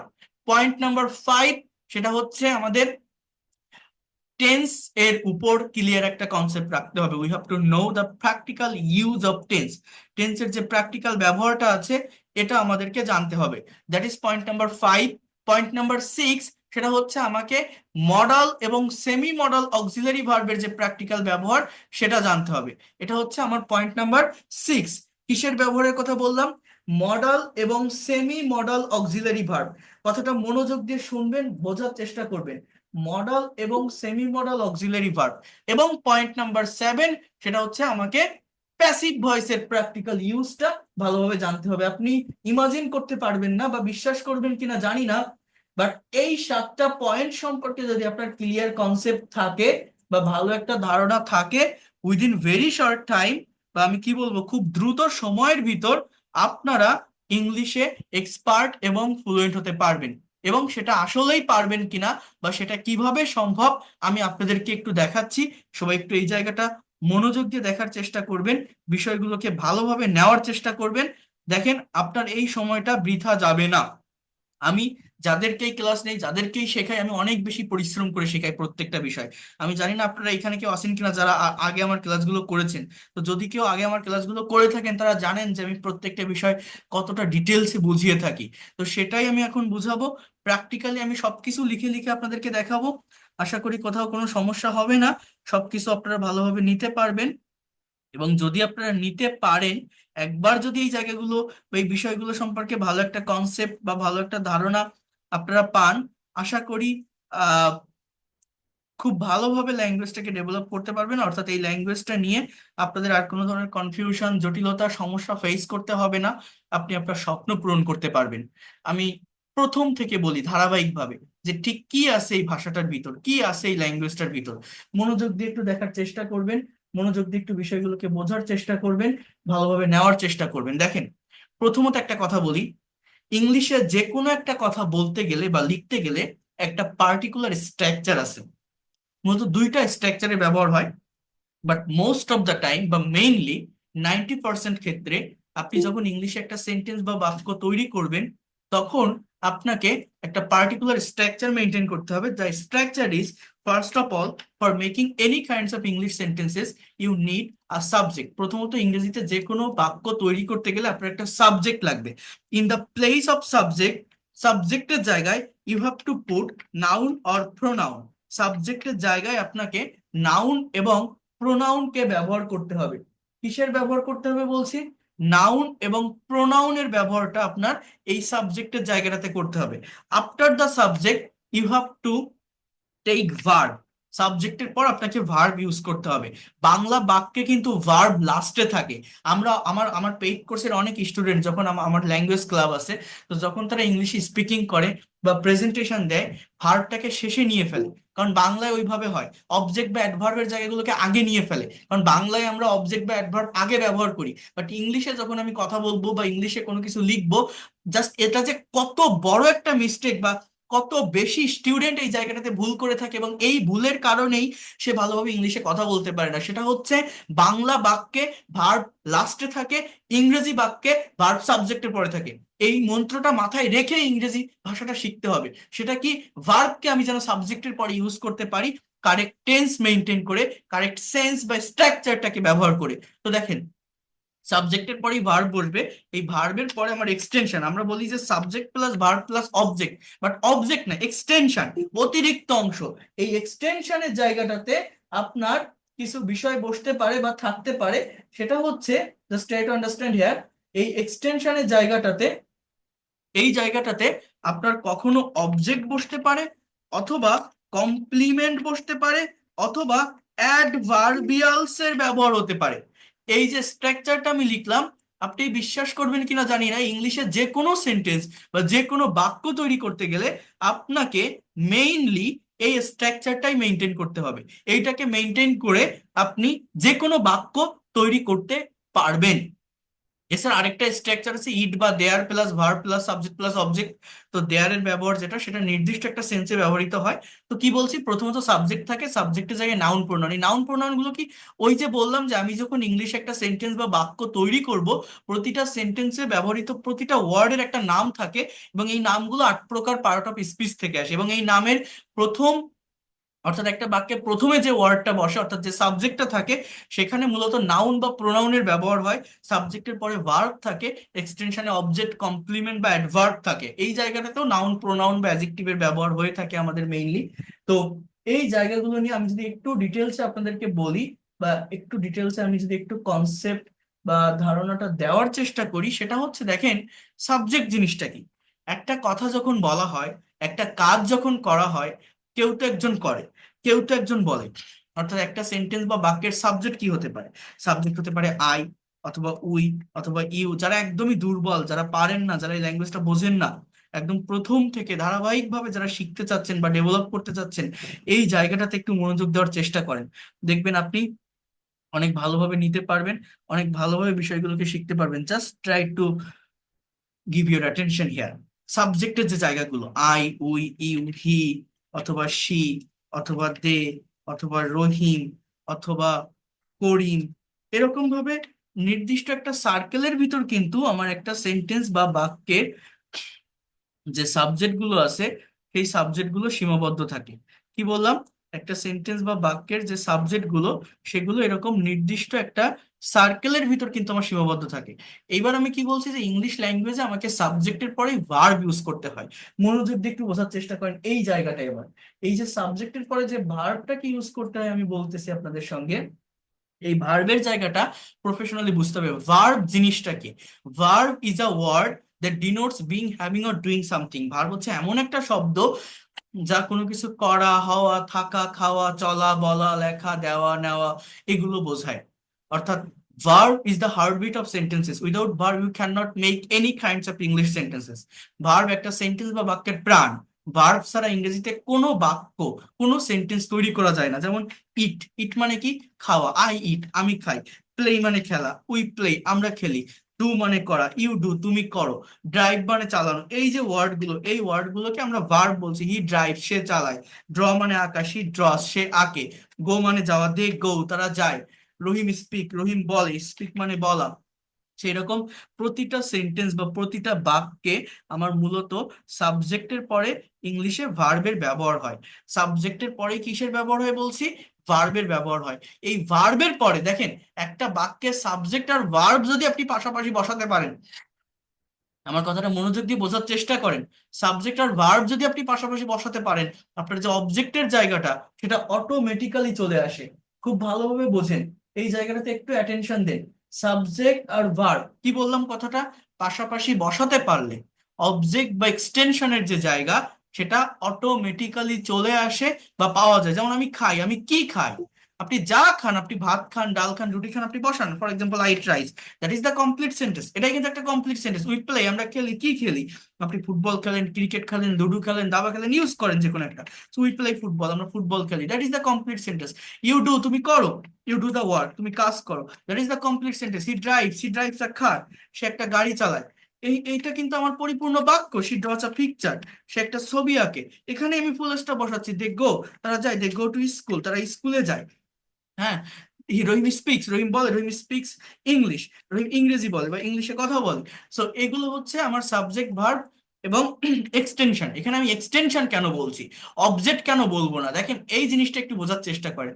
এই জায়গাটাতে আমি তিনটা কম্পোনেন্ট অফ সেন্টেন্স লিখছি, সেটা হচ্ছে অবজেক্ট, কমপ্লিমেন্ট এবং অ্যাডভার্বিয়াল। এই জিনিসগুলো মূলত কি, এটা হচ্ছে কোন সেন্টেন্স বা বাক্যের ভার্বকে যদি হোয়াট অ্যান্ড হুম, অর্থাৎ কি বা কাকে দ্বারা আপনি প্রশ্ন করেন, তাহলে অবজেক্ট পাওয়া যায়। কি বললাম বলেন তো? কোনো সেন্টেন্স বা কোনো বাক্যের ভার্বকে আপনি যদি হোয়াট এবং হুম দিয়ে কোশ্চেন করেন, অর্থাৎ কি বা কাকে দিয়ে প্রশ্ন করেন, তাহলে আমার কি পাওয়া যায়? হোয়াট এবং হুম দিয়ে কোশ্চেন করলে অবজেক্ট পাওয়া যায়। যেমন আমি খাই, কি খাই, ভাত খাই, কি খেলি, ফুটবল খেলি, কি করি, কাজ করি, কি চালাই, সে গাড়ি চালায়। কিন্তু এইটাকে আপনি প্রশ্ন করেন তো, দে গো, তারা যায়, কি যায়, কাকে যায়, কোনো উত্তর মিলাতে পারবেন বা উত্তর কি মেলে? আপনি একটু চেষ্টা করে দেখেন তো, দে গো, তারা যায়। এখন তারা কি যায় বা কাকে যায়, দেখেন তো হয় কিনা, বা কোনো কিছু করতে পারেন কিনা। হবে না। আপনি যদি বলেন তারা কোথায় যায়, হোয়ার, তারা স্কুলে যায়, অর্থাৎ এই যে টু স্কুল, এটা কোনো অবজেক্ট না, এটা হলো অ্যাডভার্বিয়ালস, অর্থাৎ অ্যাডভার্ব অফ প্লেস। অর্থাৎ কোন সেন্টেন্স বা বাক্যের ভার্বকে আপনি যদি হাউ মানে কিভাবে, হোয়ার মানে কোথায়, ওয়েন মানে কখন, ওয়াই মানে কেন, বা হাউ অফেন কতবার, এই অ্যাডভার্ব দিয়ে কোশ্চেন করেন, তাহলে এই অ্যাডভার্বিয়াল ফ্রেজ গুলোকে পাওয়া যায়। অর্থাৎ একটা সেন্টেন্সের ভার্বকে হাউ, হোয়ার, হোয়েন, হোয়াই, এগুলোকে বলে adverb of manner, place, time, reason. এগুলো দ্বারা কোশ্চেন করলে যে উত্তরটা আসে, সেটাকে বলা হয় অ্যাডভার্ব বা অ্যাডভার্বিয়াল ফ্রেজ, যদি দুই তিনটা ওয়ার্ড মিলে হয়। আর এইখানে দেখেন আছে কমপ্লিমেন্ট। এই কমপ্লিমেন্ট জিনিসটা কি জানেন? কমপ্লিমেন্টের মানে হচ্ছে পরিপূরক। কোনো সেন্টেন্স বা বাক্যে যে সাবজেক্ট, সেই বাক্যটাই যদি ওই এক্সটেনশনের স্থানে থাকে, সেটাকে কমপ্লিমেন্ট যুক্ত সেন্টেন্স বলে। অর্থাৎ বি ভার্ব দিয়ে যে সেন্টেন্স গুলো গঠিত হয় বা তৈরি হয়, যে সেন্টেন্স বা বাক্যগুলোতে মূলত এই যে অ্যাম, ইজ, আর, অজ, অয়ার, এগুলো মেইন ভার্ব হিসাবে বসে। কি বললাম বলেন তো? যে সেন্টেন্স বা বাক্যগুলোতে আমাদের এই অ্যাম, ইজ, আর, ওয়াজ, অয়ার, এগুলো মেইন ভার্ব হিসাবে বসে, সেগুলোকেই মূলত কমপ্লিমেন্ট যুক্ত সেন্টেন্স বলে। যেমন আমি যদি বলি হি ইজ আ ফার্মার, কথাটা বোঝেন, এর বাংলা অর্থ হচ্ছে সে একজন কৃষক। যে হি, সেই ফার্মার। আমি যদি বলি she is happy, he is happy, সে সুখী। যে হি, সেই হ্যাপি। আমি যদি বলি যে আই অ্যাম আ টিচার, আমি একজন শিক্ষক, এখানে যে আই, সেই টিচার। এরকম ভাবে কোনো সেন্টেন্স বা বাক্যে সাবজেক্ট এবং অবজেক্ট একই ব্যক্তি বা বস্তু হলে, সেটাকে আমরা মূলত কমপ্লিমেন্ট যুক্ত সেন্টেন্স বলে থাকি। কমপ্লিমেন্ট মানে পরিপূরক। আবারও বলছি, যে সাবজেক্টে থাকবে অবজেক্টেও সেই আসবে। এগুলোকে লিঙ্কিং বা কপিউলেটিভ ভার্বও বলা হয় একাধারে। এই বিষয়গুলো আমাকে জানতে হয়। কেন জানতে হয় জানেন? যেমন এই যে দে গো টু স্কুল, এই বাক্যটা কেউ আপনাকে দিয়ে যদি বলে যে এই সেন্টেন্স বা এই বাক্যটার প্যাসিভ ভয়েস করো তো, আপনারা কখনোই এই বাক্যটার প্যাসিভ করতে পারবেন না। কেন পারবেন না জানেন? যে সেন্টেন্সের অবজেক্ট থাকে না, সেই সেন্টেন্সটাকে বা সেই বাক্যটাকে কখনো প্যাসিভে রূপান্তর করা যায় না। কি বললাম বলেন তো? যে সেন্টেন্স বা যে বাক্যে অবজেক্ট থাকে না, তার কখনো প্যাসিভ করা যায় না। তো এই যে he is a farmer, she is happy, এগুলোকে ওইভাবে প্যাসিভ করা যায় না, কারণ এদের কোনো অবজেক্ট নেই। এগুলোকে বলছি কমপ্লিমেন্ট। এই যে টু স্কুল, এটা হচ্ছে অ্যাডভার্বিয়াল। এবং এখানে আমি আরেকটা ইন্টারেস্টিং থিংস বলি, এটা খুবই গুরুত্বপূর্ণ এবং খুবই দরকারি আমাদের প্রত্যেকের জন্য। সেটা হচ্ছে, একটু মনোযোগ দেন এই জায়গাটাতে, just একটা মিনিট, এই জায়গাটা একটু ভালোভাবে বোঝার চেষ্টা করেন। সেটা হচ্ছে, try to understand here. যারা ছোট ছোট কথা বলে থেমে যান ইংলিশে, অর্থাৎ আপনি যখন ইংলিশ স্পিকিং করতে যাচ্ছেন বা আপনি যখন ফ্রি হ্যান্ডে কোনো কিছু লিখতে যাচ্ছেন, এই স্পিকিং এর ক্ষেত্রে বা ফ্রি হ্যান্ডে কোনো কিছু লিখতে গেলে যারা বড় বাক্য তৈরি করতে পারেন না, যারা ছোট ছোট বাক্য বলে থেমে যান, একটা সেন্টেন্সের ভিতরে যারা এক্সট্রা ইনফরমেশন নিয়ে আসতে পারেন না, একটা সেন্টেন্সকে যারা মডিফাই করতে পারেন না, এটা স্পোকেনে হোক বা রিটেন ইংলিশে হোক, এবং এটা রিটেন ইংলিশে একটা বিরাট বড় ভূমিকা পালন করে, এবং এটার থেকে ইফেক্টিভ স্ট্র্যাটেজি বা টেকনিক আর হতে পারে না রিটেন ইংলিশের জন্য। যারা ইংলিশে ফ্রি হ্যান্ড রাইটিং এক্সপার্ট হতে চান, যারা রাইটিং এ বড় বড় বাক্য তৈরি করতে পারেন না, একটা বাক্যের ভিতরে এক্সট্রা ইনফরমেশন কারেক্ট ওয়েতে নিয়ে আসতে পারেন না, সেটা কিভাবে নিয়ে আসতে হয় এই বিষয়টা যদি আমি আপনাদেরকে একটু বলি বা একটু দেখাই। দেখেন, জাস্ট একটু সময় দিবেন এখানে, অনেক ভালো লাগবে আপনাদের, অনেক ভালো কিছু আপনারা শিখতে পারবেন। সেটা হচ্ছে দেখেন, এখানে বলছি যে আই ইট রাইস, আমি ভাত খাই। উই প্লে ফুটবল, আমরা ফুটবল খেলি। ইউ ডু দা ওয়ার্ক, তুমি কাজ করো। হি ড্রাইভস এ কার, সে গাড়ি চালায়। অর্থাৎ কেউ কোনো কাজ অ্যাজ ইউজুয়াল করে, রেগুলার ওয়েতে করে, প্রতিদিন কোনো একটা কাজ হয়। তো আমরা কি এতটুকুর ভিতরে একটা সেন্টেন্স বা বাক্যকে সীমাবদ্ধ রাখবো? আমরা কি একটা বাক্য বা সেন্টেন্সকে কখনো বড় করতে পারবো না? অবশ্যই পারবো। কিভাবে পারবো? যদি এই কমপ্লিট সেন্টেন্স গুলোতে যে ভার্ব আছে, এই ভার্ব গুলোকে আপনি এই ডাবল ইউএস ওয়ার্ড দ্বারা কোশ্চেন করেন। অর্থাৎ অ্যাডভার্ব দিয়ে ভার্বকে কোশ্চেন করলে একটা সেন্টেন্স বড় হতে থাকে, একটা সেন্টেন্স বা বাক্য লং হতে থাকে, একটা সেন্টেন্স বা বাক্যের ভিতরে এক্সট্রা ইনফরমেশন আসতে থাকে। সেটা কিভাবে কিভাবে সেটা পসিবল বা সম্ভব? যেমন আমি ভাত খাই, এবারে ইটটাকে হাউ দ্বারা প্রশ্ন করেন, how do you eat rice, or how do I eat rice. অর্থাৎ আমি যে ভাত খাই, আমি কিভাবে ভাত খাই। এখন আমি যদি বলি যে আমি খুব ধীরে সুস্থে ভাত খাই, so I eat rice very slowly. I eat rice very slowly. দেখেন আমার সেন্টেন্সটা কিন্তু একটু বড় হলো, সেন্টেন্সটাকে একটু মডিফাই করা হলো। এই যে সেন্টেন্স বা বাক্যটা লিখলাম, একটু বড় হলো, একটু মডিফাই করা হলো। এখন এই যে কথাটা আমি বললাম যে আমি স্লোলি ভাত খাই, আমি কোথায় ভাত খাই? War do I eat rice? আমি আমার রুমে বসে ভাত খাই, so I can say that at my room. আমার সেন্টেন্সটা কিন্তু আরো একটু বড় হলো, আরো একটু বড় হলো। এটাকে বলে অ্যাডভার্ব অফ প্লেস। আপনি যে ভাত খান, আপনি কখন ভাত খান? I mean when do you eat rice? So আমি বলতে পারি I eat rice very slowly at my room. আমি দিনে 3 বার ভাত খাই, অর্থাৎ 3 টাইমস আ ডে। আমি দিনে 3 বার ভাত খাই। এটাকে বলা হয় অ্যাডভার্ব অফ টাইম। আপনি যে দিনে 3 বার ভাত খান স্লোলি আপনার রুমে বসে, আপনি কেন ভাত খান? Why do you eat rice? আপনার ভাত খাওয়ার পিছনে কারণটা কি? অ্যাকচুয়াল রিজনটা কি? Why do you eat rice? তো এই জায়গাটাতে আপনি কি বলতে পারেন? আমি আমার শরীরে শক্তি যোগানোর জন্য ভাত খাই, বা শরীরে এনার্জি দেওয়ার জন্য ভাত খাই। তো এই জায়গাটাতে কিন্তু আপনি বলতে পারেন যে টু প্লাস ভিয়ন এর ব্যবহার করুন, গেট মানে পাওয়া, so you can say that to get মানে পেতে। To plus V one, to get মানে কি, কি বললাম? পেতে বা পাওয়ার জন্য, টু গেট। এরপর কি? Energy, to get energy. কোথায়? In my body. তাহলে টোটাল সেন্টেন্স বা বাক্যটা কি লিখলাম? এই টু গেটের পরিবর্তে আপনি ফর এর ব্যবহারও করতে পারেন। ফর মানে জন্য, টু বাদে অন্য যে কোনো প্রেপোজিশনের পর যদি ভার্ব বসে তার সাথে আইএনজি হয়, অর্থাৎ ফর গেটিং, এরকমও বলা যায়, for getting energy in my body, অর্থাৎ আমার শরীরে শক্তি পেতে বা শক্তি পাওয়ার জন্য। তাহলে দেখেন এই সেন্টেন্স বা বাক্যটা কতটুকু ছিল। আমার কিন্তু এটা এই রাইস পর্যন্তই ছিল, এই রাইসের এই জায়গাটাতেই ফুল স্টপ ছিল। বাট এই জায়গা থেকে আমি এই সেন্টেন্স বা বাক্যটাকে কত বড় করলাম, এবং এটা কিভাবে করলাম? জাস্ট ভার্বকে কোশ্চেন করে করে। কিভাবে কোশ্চেন করলাম? ভার্বকে আমি এখানে কোশ্চেন করলাম মূলত অ্যাডভার্ব দিয়ে। অর্থাৎ আমি ভার্বকে হাউ দ্বারা প্রশ্ন করে এই ভেরি স্লোলিটা পাচ্ছি। হাউ দ্বারা কোশ্চেন করলে এটাকে বলা হয় অ্যাডভার্ব অফ ম্যানার। অর্থাৎ ভাত যে আপনি খেলেন, এই ভাতটা খাওয়ার সময় আপনার ম্যানারটা কেমন ছিল, অর্থাৎ আপনার আচরণটা কেমন ছিল, এইটাকে বলা হচ্ছে অ্যাডভার্ব অফ ম্যানার। এরপর আপনি যে ভাত খেলেন, আপনি কোথায়, where do you eat rice? আমি আমার রুমে ভাত খেয়েছি, এটাকে বলে অ্যাডভার্ব অফ প্লেস। এই যে অ্যাট মাই রুম, এটাকে বলে অ্যাডভার্ব অফ প্লেস। ভার্বকে ওয়ার দ্বারা প্রশ্ন করলে এটা পাওয়া যায় 3 টাইমস আ ডে, এটাকে বলে অ্যাডভার্ব অফ টাইম। ভার্বকে ওয়েন দ্বারা প্রশ্ন করলে পাওয়া যায় two get energy in my body, এটাকে বলা হয় adverb of reason. Adverb of reason হয়, অর্থাৎ ভার্বকে ওয়েন, সরি ওয়াই দ্বারা প্রশ্ন করলে এটা পাওয়া যায়। অর্থাৎ এইভাবে যে কোনো শর্ট সেন্টেন্সকে লং ইংলিশ সেন্টেন্সে পরিণত করা যায়। যে কোনো সেন্টেন্স বা বাক্যের ভিতরে এভাবে এক্সট্রা ইনফরমেশন নিয়ে আসা যায়।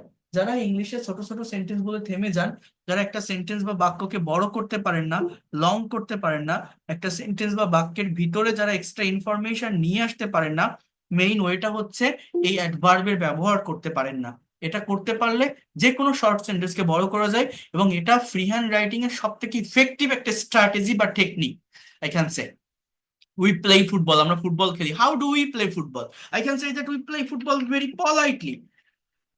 আমরা খুবই পলাইটলি ফুটবল খেলি, খুবই ভদ্রভাবে ফুটবল খেলি, অর্থাৎ খেলার সময় আমরা মারামারি করি না, ফাউল করি না। আপনি যে ফুটবল খেলেন কোথায় খেলেন? We play football very politely in the field. That is called by ELD, that is called adverb of place. Very politely adverb of manner. আপনি কখন ফুটবল খেলেন? আমি বিকাল বেলায় ফুটবল খেলি, at afternoon. At afternoon we play football, we play football very politely in the field at afternoon. So এই যে at আফটারনুনটা আমি লিখলাম, এইটাকে আমরা কি বলবো? এটাকে আমরা বলতে পারি যে অ্যাডভার্ব অফ টাইম। আপনি যে বিকাল বেলায় মাঠে ফুটবল খেলেন, আপনি কেন ফুটবল খেলেন? Why do you play football? Football খেলার পিছনে আপনার কারণটা কি, রিজনটা কি, কোন কারণে কি জন্য আপনি এটা খেলেন?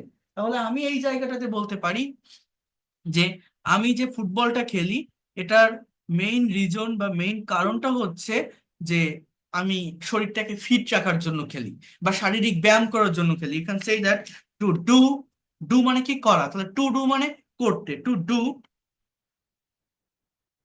Physical exercise.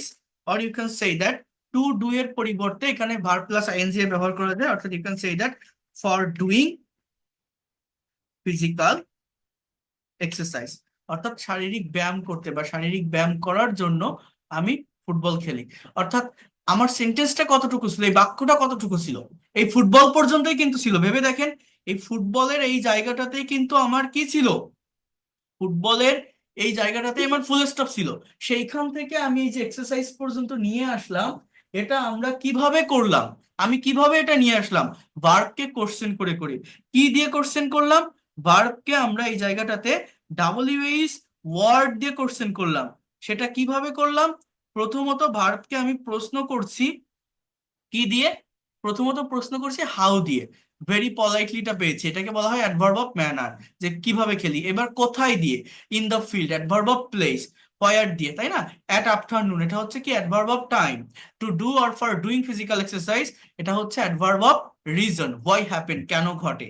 দেখেন ইংলিশ ল্যাঙ্গুয়েজটা খুবই সহজ। English is a very straight language. Just you need some technique and strategy and you have to practice a lot. অনেকেই মনে করে ইংরেজি শেখার জন্য আহামরি ব্রেন লাগে। এটা রকেট সায়েন্স না, এটা সায়েন্স বা ম্যাথ না যে টিচার মনোযোগ দিয়ে পড়ালো, আপনি পড়লেন, আপনি সব শিখে গেলেন। এই ভাষাটা শিখতে গেলে মূলত আপনাকে কাজ করতে হবে। আপনার ব্রেইনে ইংলিশের একটা এনভায়রনমেন্ট সেট আপ করতে হবে। এই যেগুলো দেখাচ্ছি না, এই ওয়েটা ফলো করে আপনি নিজে যতক্ষণ না পর্যন্ত কাজ করবেন, আপনি ডেভেলপ করতে পারবেন না। যদি মনে হয় এগুলো ইফেক্টিভ বা কাজে লাগার মতো, তাহলে আপনি নিজে সাবজেক্ট ভার্ব অবজেক্ট নেন, অ্যাডভার্ব দিয়ে কোশ্চেন করে করে নতুন বড় সেন্টেন্স তৈরি করার চেষ্টা করেন। এগুলো আমি আমার পেইড কোর্সের স্টুডেন্টদেরকে করাই। বাট এখানে আপনারা ফ্রি ক্লাস করছেন, আমি তো আপনাদেরকে ওইভাবে চিনি না, জানি না। আজকে আছেন কালকে নেই। আহ আমি আমার জায়গা থেকে যতটা দেখানোর, যা যা আমি পারতেছি আপনাদেরকে আমি দেখিয়ে দিয়ে যাচ্ছি, বা সবকিছু আমি শেখানোর চেষ্টা করছি, দেখানোর চেষ্টা করছি। বাকিটা আপনি নিতে পারবেন কিনা সেটা আপনার উপর ডিপেন্ড করে, আপনি আমাকে পজিটিভ মাইন্ডে নিবেন কি নিবেন না। বাট দেখেন, খুব সহজে ইংরেজি ভাষাটা শেখা যায়, পারা যায়। এখানে কঠিন বা জটিলতার কোনো কিছুই নেই। শুধুমাত্র কিছু স্ট্র্যাটেজি টেকনিক ফলো করে এবং কারেক্ট ওয়েতে ধারাবাহিকতা মেনটেন করে যদি আপনি এগোতে পারেন, দ্রুত ডেভেলপ করতে পারবেন। এই দেখেন, হি ড্রাইভস এ কার, সে একটা গাড়ি চালায়। চেষ্টা করেন তো এটা বড় করার পারেন কিনা। How does he drive a car, সে কিভাবে গাড়ি চালায়। তো আমি যদি বলি he drives a car carefully, সে কেয়ারফুলি গাড়ি চালায়। That is called adverb of manner, অর্থাৎ সে যে গাড়ি চালায়, এই গাড়িটা চালানোর সময় তার আচরণটা কেমন ছিল, তার বিহেভিয়ারটা কেমন ছিল, তার ম্যানারটা কেমন ছিল, এই বিষয়টাকে বা এই জিনিসটাকে আপনাকে মূলত ফার্স্ট অফ অল ডিসক্রাইব করতে হবে। যে গাড়ি চালানোর সময় তার যে আচরণ, তার যে ম্যানার, তার যে বিহেভিয়ার, এটা কেমন ছিল, এটা আপনাকে আগে ডেসক্রাইব করতে হবে। এই জায়গাটাতে জাস্ট একটু ওয়েট করেন, আমাকে একটু সময় দেন। এইবার আপনি এই এই ভার্বকে প্রশ্ন করেন হাউ দিয়ে করার পর, আপনি এটাকে প্রশ্ন করেন হোয়ার দিয়ে। সে যে গাড়ি চালায় কোথায় চালায়? আমি যদি বলি সে ব্যস্ত রাস্তায় গাড়ি চালায়, he drives a car carefully on busy road, on busy road, এটাকে বলা হয় অ্যাডভার্ব অফ প্লেস। ভিতর থেকে শুধুমাত্র প্রেপোজিশনের একটু ব্যবহার জানতে হবে, বাট আমি ফ্রি ক্লাসেই আপনাদের প্রেপোজিশনের উপর ক্লাস নিব, বা ক্লিয়ার একটা কনসেপ্ট বা ধারণা প্রেপোজিশনের উপর অ্যাটলিস্ট আমি আপনাদেরকে দিব, দেওয়ার চেষ্টা করব। এটা আপনাদেরকে নেওয়ার চেষ্টা করতে হবে। যদি আপনারা ভালোভাবে নিতে পারেন, আশা করি কোথাও কোনো প্রবলেম হবে না। বাট যারা আমাকে পজিটিভ মাইন্ডে নিতে পারবেন না, যারা ভালোভাবে শিখতে পারবেন না, তাদেরকে আমি কি বলবো, বাট আমি এতটুকু আপনাকে অ্যাসিওর করতে পারি, যদি আমার এই ক্লাসগুলো আপনারা রেগুলারিটি মেনটেন করে করেন, ধারাবাহিকভাবে করেন, আপনার এই সময়টা বৃথা যাবে না। অনেক কিছু আপনি পাবেন, কারণ আমি যাদেরকেই পড়াই, আমি একদম ভিতর থেকে অরিজিনাল থিংসটা পড়াই, যে এই ল্যাঙ্গুয়েজের ভিতর ঠিক কি আছে। এই ভাষাটা শিখতে গেলে আমার মূলত কোন জায়গাগুলো সম্পর্কে ক্লিয়ার কনসেপ্ট রাখতে হবে, ঠিক কোন বিষয়গুলো সম্পর্কে কনসেপ্ট বা ধারণা রাখলে আমি দ্রুত বা ডে বাই ডে এই ল্যাঙ্গুয়েজটাকে ডেভেলপ করতে পারবো, বা আমার একটা অ্যাসেট বা সম্পদ হিসাবে নিতে পারবো, যাতে করে আমি আমার নেক্সট জেনারেশনকে এই ল্যাঙ্গুয়েজটা শেখাতে পারি। আমি কিন্তু আমার প্রত্যেকটা স্টুডেন্টকে সেভাবেই শেখানোর চেষ্টা করি। দেখেন, হি drives a car carefully on busy road. এবার সে যে গাড়ি চালায় কেয়ারফুলি, সতর্কতার সাথে, ব্যস্ত রাস্তায়, কখন চালায়? I can say that in the evening. সে সন্ধ্যাবেলায় গাড়ি চালায়, সে সন্ধ্যাবেলায় গাড়ি চালায়। সে যে সন্ধ্যাবেলায় ব্যস্ত রাস্তায় গাড়ি চালায়, আহ কেন গাড়ি চালায়, গাড়ি চালানোর পিছনে কারণটা কি, রিজনটা কি? I can say that to earn money, আর you can also say that for plus ভার্বের সঙ্গে আইএনজি, ফর আর্নিং মানি, অর্থাৎ টাকা উপার্জনের জন্য সে গাড়ি চালায়। তাহলে আমার এই জায়গাটাতে দেখেন, এই যে কেয়ারফুলি, এই শব্দটাকে আমি বলছি adverb of manner. On busy road, এই শব্দটাকে বলছি adverb of place. In the evening, এই শব্দটাকে বলছি adverb of time. Two earn মানি, এটাকে বলছি, বা ফর আর্নিং মানি, এটাকে বলছি আমি কি, অ্যাডভার্ব অফ কি, অ্যাডভার্ব অফ রিজন। সেইভাবে অ্যাডভার্বের ব্যবহার করে, অর্থাৎ কোন সেন্টেন্স বা বাক্যের ভার্বকে হাউ, হোয়ার, হোয়েন, হোয়াই, এই ধরনের ডাবল বেস ওয়ার্ড গুলো দ্বারা কোশ্চেন করে যে কোনো শর্ট সেন্টেন্সকে লং ইংলিশ সেন্টেন্সে পরিণত করা যায়। এটা যদি আপনারা একবার শিখে নিতে পারেন, একবার এই জায়গাগুলো বা এই বিষয়গুলো সম্পর্কে যদি ভালো একটা কনসেপ্ট আপনারা আহ গ্যাদার করতে পারেন, অর্জন করতে পারেন, আমি আপনাদেরকে এতটুকু বলতে পারি যে এই ল্যাঙ্গুয়েজটা নিয়ে আপনাদের ওইভাবে প্রবলেম ফেস করতে হবে না। সত্যিকার অর্থে খুব ভালোভাবে আপনারা এটা শিখতে পারবেন। তো এটা একটু করার চেষ্টা করবেন। এটা একটা সাইড আমি বললাম। এখন আমি এটা তো দেখালাম যে কিভাবে একটা সেন্টেন্স বড় হয়, কিভাবে একটা সেন্টেন্স বা বাক্যের ভিতরে এক্সট্রা ইনফরমেশন আসে, এক্সট্রা তথ্য বা ইনফরমেশন কিভাবে যুক্ত করতে হয়, সেটা আমি আপনাদেরকে বললাম। বাট আপনারা যারা ইংলিশে স্পিকিং করতে চাচ্ছেন, স্পোকেন ইংলিশটা যারা শিখতে চাচ্ছেন, আমি আপনাদের একটু এই বিষয়টা দেখাবো যে স্পোকেন ইংলিশ জিনিসটা মূলত কি। ইংলিশে যারা স্পিকিং করতে চাচ্ছেন, আপনি ইংলিশে স্পিকিং করতে কেন পারেন না, ঠিক কোন জায়গাটার প্রবলেমের কারণে স্পোকেন ইংলিশে আপনি দুর্বল। আপনি একটা কথা বাংলায় ভাবছেন, একজনের সঙ্গে ইংলিশে কমিউনিকেশন করতে যাচ্ছেন, কনভারসেশন করতে যাচ্ছেন, বাট কারেক্ট ওয়েতে সাবজেক্ট ভার্ব অবজেক্ট মেনটেন করতে পারছেন না, কথাটা কোন টেন্সে হবে এটা আপনি আইডেন্টিফাই করতে পারছেন না। অর্থাৎ স্পোকেন ইংলিশের জায়গাটা নিয়ে যারা প্রবলেম ফেস করেন, যারা ইংলিশে কথা বলতে পারেন না, যারা আজকের এই ক্লাসটাতে লাস্ট পর্যন্ত থাকবেন, আমি আপনাদের একটা বিষয় নিয়ে ধারণা বা কনসেপ্ট দিব। সেই বিষয়টা হচ্ছে যে আহ, একটা বিষয় আমি বলবো, সেটা হচ্ছে যারা আহ, ছোট ছোট বাক্য বলে থেমে যান, রুলস বা গ্রামার জানা সত্ত্বেও যারা ইংলিশে প্রেজেন্টেশনটা দিতে পারেন না, কিভাবে একটা সার্টেন টপিকের উপর উইদাউট গ্রামেটিক্যাল মিস্টেক, অর্থাৎ কোনো গ্রামেটিক্যাল মিস্টেক ছাড়া একটা সার্টেন টপিকের উপর ইংলিশে কিভাবে কথা বলা যায়, কিভাবে ইংলিশে প্রেজেন্টেশন দিতে হবে, এই বিষয়টা আমি আপনাদেরকে দেখাবো, এবং এই বিষয়টা নিয়ে একটু কথা বলবো যদি লাস্ট পর্যন্ত আপনারা থাকেন। তো এখন আমি আগে এই জায়গাটা নিয়ে কথা বলি। এটা তো আমি একটা সাইড দেখালাম যে সেন্টেন্স কিভাবে লম্বা হয়, টেনে কিভাবে বড় করতে হয়, how can you make long sentence. এখন আমি আরেকটা বিষয় দেখাবো, সেটা হচ্ছে যারা ইংলিশে কথা বলতে পারেন না, স্পিকিং করতে পারেন না, কনভারসেশন সলভ করতে পারেন না, এই স্পিকিং এর জায়গাটা মূলত কি, স্পোকেন ইংলিশ জিনিসটা মূলত কি, আমি কেন ইংলিশে স্পিকিং করতে পারি না, আমার মূলত স্পিকিং করতে গেলে কোন জায়গাগুলোতে আমাকে প্রবলেম ফেস করতে হয়, বা কোন জায়গাগুলোতে আমি সত্যিকার অর্থে সমস্যা বা প্রবলেম ফেস করি, এই এই বিষয়টা আমি আপনাদেরকে এখন একটু দেখাবো। মনোযোগ দিয়ে একটু বোঝার চেষ্টা করেন, আমি এগুলো একটু কেটে দিই। দেখেন, সবাই একটু ভালোভাবে বুঝবেন। বাট এই পর্যন্ত যে কথাগুলো বললাম, এটা কি আপনারা অ্যাটলিস্ট কোনো কিছু বুঝতে পারছেন? আমাকে একটু রেসপন্স করেন তো, এখানে যারা আছেন। কথাগুলো কি বোঝা যায়? কিছু কি নিতে পারছেন যে কিভাবে লং সেন্টেন্স গুলো করবো ভার্বকে ডাব্লিউএইচ অর দ্বারা কোশ্চেন করে? Thank you. এখানে যারা আছেন দেখি আপনাদের কাছ থেকে একটু শুনি। শোনা যাচ্ছে? আমাকে শুনতে পারছেন? একটু বলেন তো। ওকে, ঠিক আছে। আপনাদের কারো কোনো কোশ্চেন থাকলে আপনারা কোশ্চেন করতে পারবেন, সমস্যা নেই। এইখানে কারা আছেন দেখি, শোনা যায় আমাকে? Can you hear me properly? তো আপনারা, thank you for your compliment. আপনারা একটু লাস্ট পর্যন্ত থাকার চেষ্টা করবেন। দেখেন, আমি কখনো ছোট ছোট রুলস আর স্ট্রাকচারের ভিতর সীমাবদ্ধ থাকি না, যে এইটা প্লাস এইটা প্লাস এইটা এরকম হয়, এই যে আপনি হাজারো সেন্টেন্স তৈরি করতে পারবেন। আমি একটা স্ট্রাকচার দেখাই দিলাম, বাকিগুলো আপনারা করতে থাকেন। বা বাসে বসে এই ইংরেজি বলতে হয়, ট্রেনে এই ইংলিশ বলতে হয়। আমি এই ধরনের ল্যাঙ্গুয়েজ শিখাই না। আমি যাদেরকে শিখাই আমি সবসময় এইটা বোঝানোর চেষ্টা করি, এই ল্যাঙ্গুয়েজের অরিজিনটা কি, এই ল্যাঙ্গুয়েজের ভিতর ঠিক কি আছে, ঠিক কোন জায়গাগুলো বা কোন বিষয়গুলো সম্পর্কে ক্লিয়ার একটা কনসেপ্ট বা ভালো ধারণা থাকলে আপনি দ্রুত বা ডে বাই ডে এই ল্যাঙ্গুয়েজটাকে ডেভেলপ করতে পারবেন, ইংলিশ এক্সপার্ট এবং ফ্লুয়েন্ট হতে পারবেন। এই বিষয়টা নিয়ে আমি বোঝানোর চেষ্টা করি, বা আমার প্রত্যেকটা স্টুডেন্টদেরকে মেইনলি আমি এই বিষয়টাই শিখিয়ে থাকি, শেখানোর চেষ্টা করি। এবং আমি গ্রামার শিখাই, আমি রুলস, স্পোকেন রুলস এগুলো শিখাই, বাট প্র্যাকটিক্যালি সেগুলোকে কিভাবে আমরা অ্যাপ্লাই করতে পারি আমাদের কনভারসেশন বা প্রেজেন্টেশনে, সেটাও আমি দেখিয়ে দিই। আপনারা যদি রেগুলারিটি মেনটেন করে আমার এই ফ্রি ক্লাসগুলো করেন, নট পেইড কোর্স, কোনো পেইড কোর্সের কথা বলছি না, অ্যাটলিস্ট যদি ফ্রি ক্লাসগুলো করেন, আপনি ভালো একটা কনসেপ্ট বা ভালো একটা ধারণা এই জায়গাটা থেকে নিতে পারবেন বলে আমি মনে করি। তো দেখেন, যেটা আমি বলছি যে আহ, কিভাবে সেন্টেন্স বড় হয় সেটা আমি বললাম, বাট আমাদের স্পোকেনের যে জায়গাটা, এইটা আমরা পারি না কেন? আপনি ইংলিশে কথা কেন বলতে পারেন না? কথা না বলতে পারেন মেইন রিজনটা কি? এটা নিয়ে আমি একটু কথা বলবো। আমাকে একটা মিনিট একটু টাইম দেন।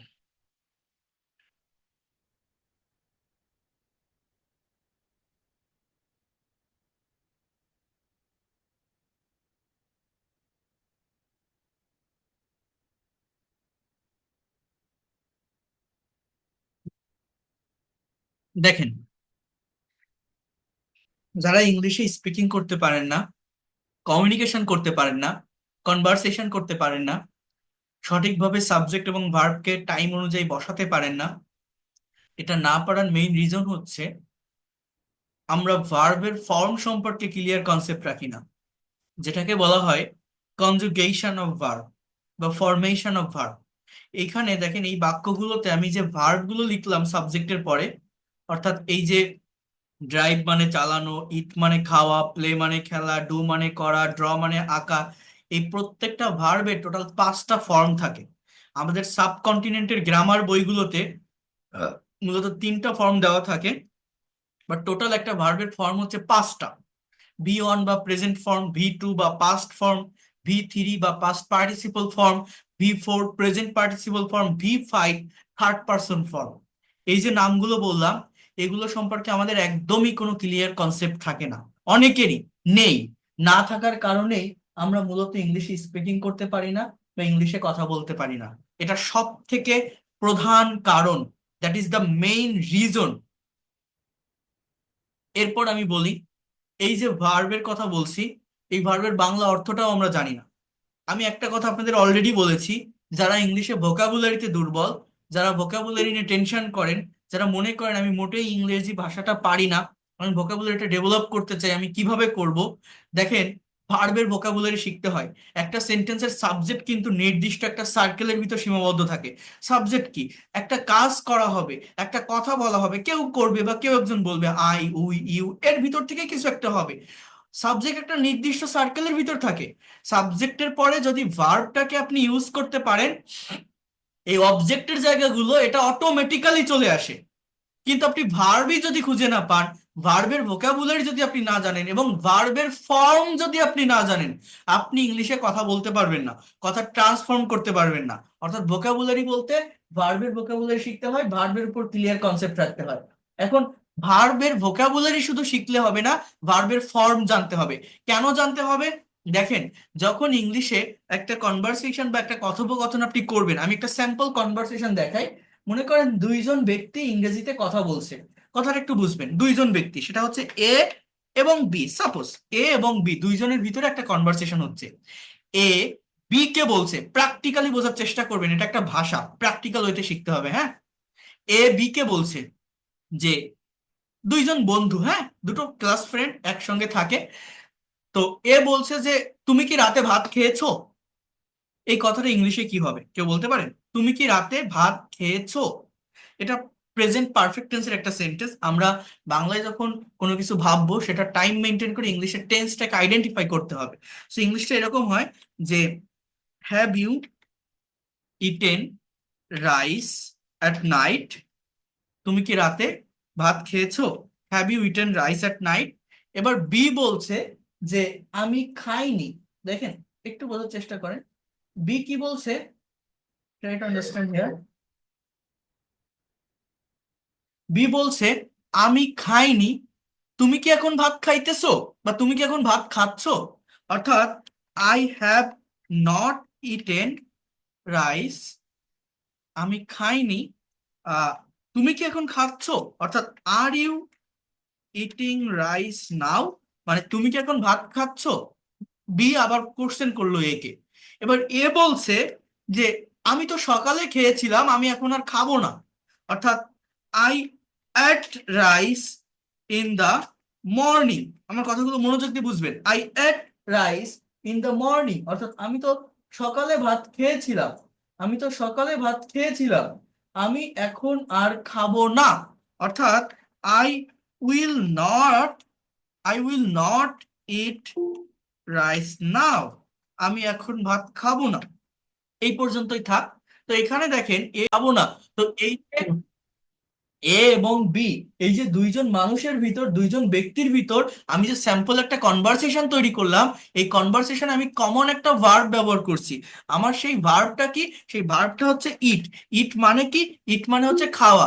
কিন্তু দেখেন, এই খাওয়া কথাটাকে আমি কোথাও লিখছি ইটেন, কোথাও লিখছি ইটিং, কোথাও লিখছি এ টি ই এট, আবার কোথাও লিখছি যে উইল নট ইট। এই যে জিনিসটা আমি এটা কেন লিখলাম, এটা আমি কেন করলাম, আমার মেইন রিজনটা কি? মেইন রিজন হচ্ছে আমার সময়ের পরিবর্তন হয়েছে, কালের পরিবর্তন হয়েছে। প্র্যাকটিক্যালি কারোর সঙ্গে কনভারসেশন করতে গেলে, কমিউনিকেশন করতে গেলে বিভিন্ন টাইমে একটা কথাকে বলতে হয়। আর এই বিভিন্ন টাইমে একটা কথাকে বলার জন্য আমরা মূলত টেন্স শিখি। বাট টেন্সটা মূলত কি? টেন্সটা হচ্ছে মূলত ভার্বের ফর্মের চেঞ্জ। এক একটা টেন্সের স্ট্রাকচার, এক এক ধরনের ভার্বের ফর্ম বসে কথার পরিবর্তন বা কালের পরিবর্তন হয়। অর্থাৎ টেন্সের স্ট্রাকচারটা ম্যান্ডেটরি না। টেন্স শেখার আগে আপনার ভার্বের উপর কনসেপ্ট রাখতে হবে, ভার্বের ফর্ম জানতে হবে, ভার্বের বাংলা অর্থ জানতে হবে। আমার যারা পেইড কোর্সের স্টুডেন্ট আছে তাদেরকে আমি আগে ভার্বের ফর্ম খাতায় লেখায়, তারপরে কিন্তু আমি ইংরেজি শেখানো শুরু করি। কারণ এই ভার্বের ফর্ম যদি ভালোভাবে না জানেন, ভার্বের ফর্ম যদি ভালোভাবে শিখতে না পারেন, ও কোনো কিছু শিখে লাভ হবে না। মনে করেন আমি যদি আপনাকে এরকম একটা কথা বলি যে সে একটা গাড়ি চালিয়েছিল, বলেন তো এই কথাটার ইংলিশ কি? এখন আপনি হয়তো বলতে পারেন যে চালিয়েছিল, ল বা লাম, বাংলা ক্রিয়াপদ যদি ল বা লাম থাকে তাহলে পাস্ট টেন্স হয়, তাহলে পাস্ট টেন্সের স্ট্রাকচার কি? সাবজেক্ট প্লাস ভার্বের পাস্ট ফর্ম প্লাস অবজেক্ট, তাহলে সে ইংরেজি কি? হি। চালানো ইংরেজি কি? চালানো ইংরেজি হচ্ছে ড্রাইভ। এই ড্রাইভের পাস্ট ফর্ম কি? এইটা যদি আপনি না জানেন, আপনি ওই কথাটাকে কখনো ইংলিশে ট্রান্সলেট করতে পারবেন যে সে একটা গাড়ি চালিয়েছিল? তো টেন্স জানলে হবে না, টেন্সের আগে ভার্বের ফর্ম জানতে হবে। কারণ কি? টেন্সটা মূলত কি এটা আমাকে বুঝতে হবে। এক একটা টেন্সের স্ট্রাকচার হচ্ছে এক এক ধরনের ভার্বের ফর্মের চেঞ্জ। এক একটা টেন্সের স্ট্রাকচার, এক এক ধরনের ভার্বের ফর্ম বসে সেন্টেন্সের মিনিং এর চেঞ্জ হয়। অর্থাৎ হি ড্রাইভের পাস্ট ফর্ম হচ্ছে ড্রোভ।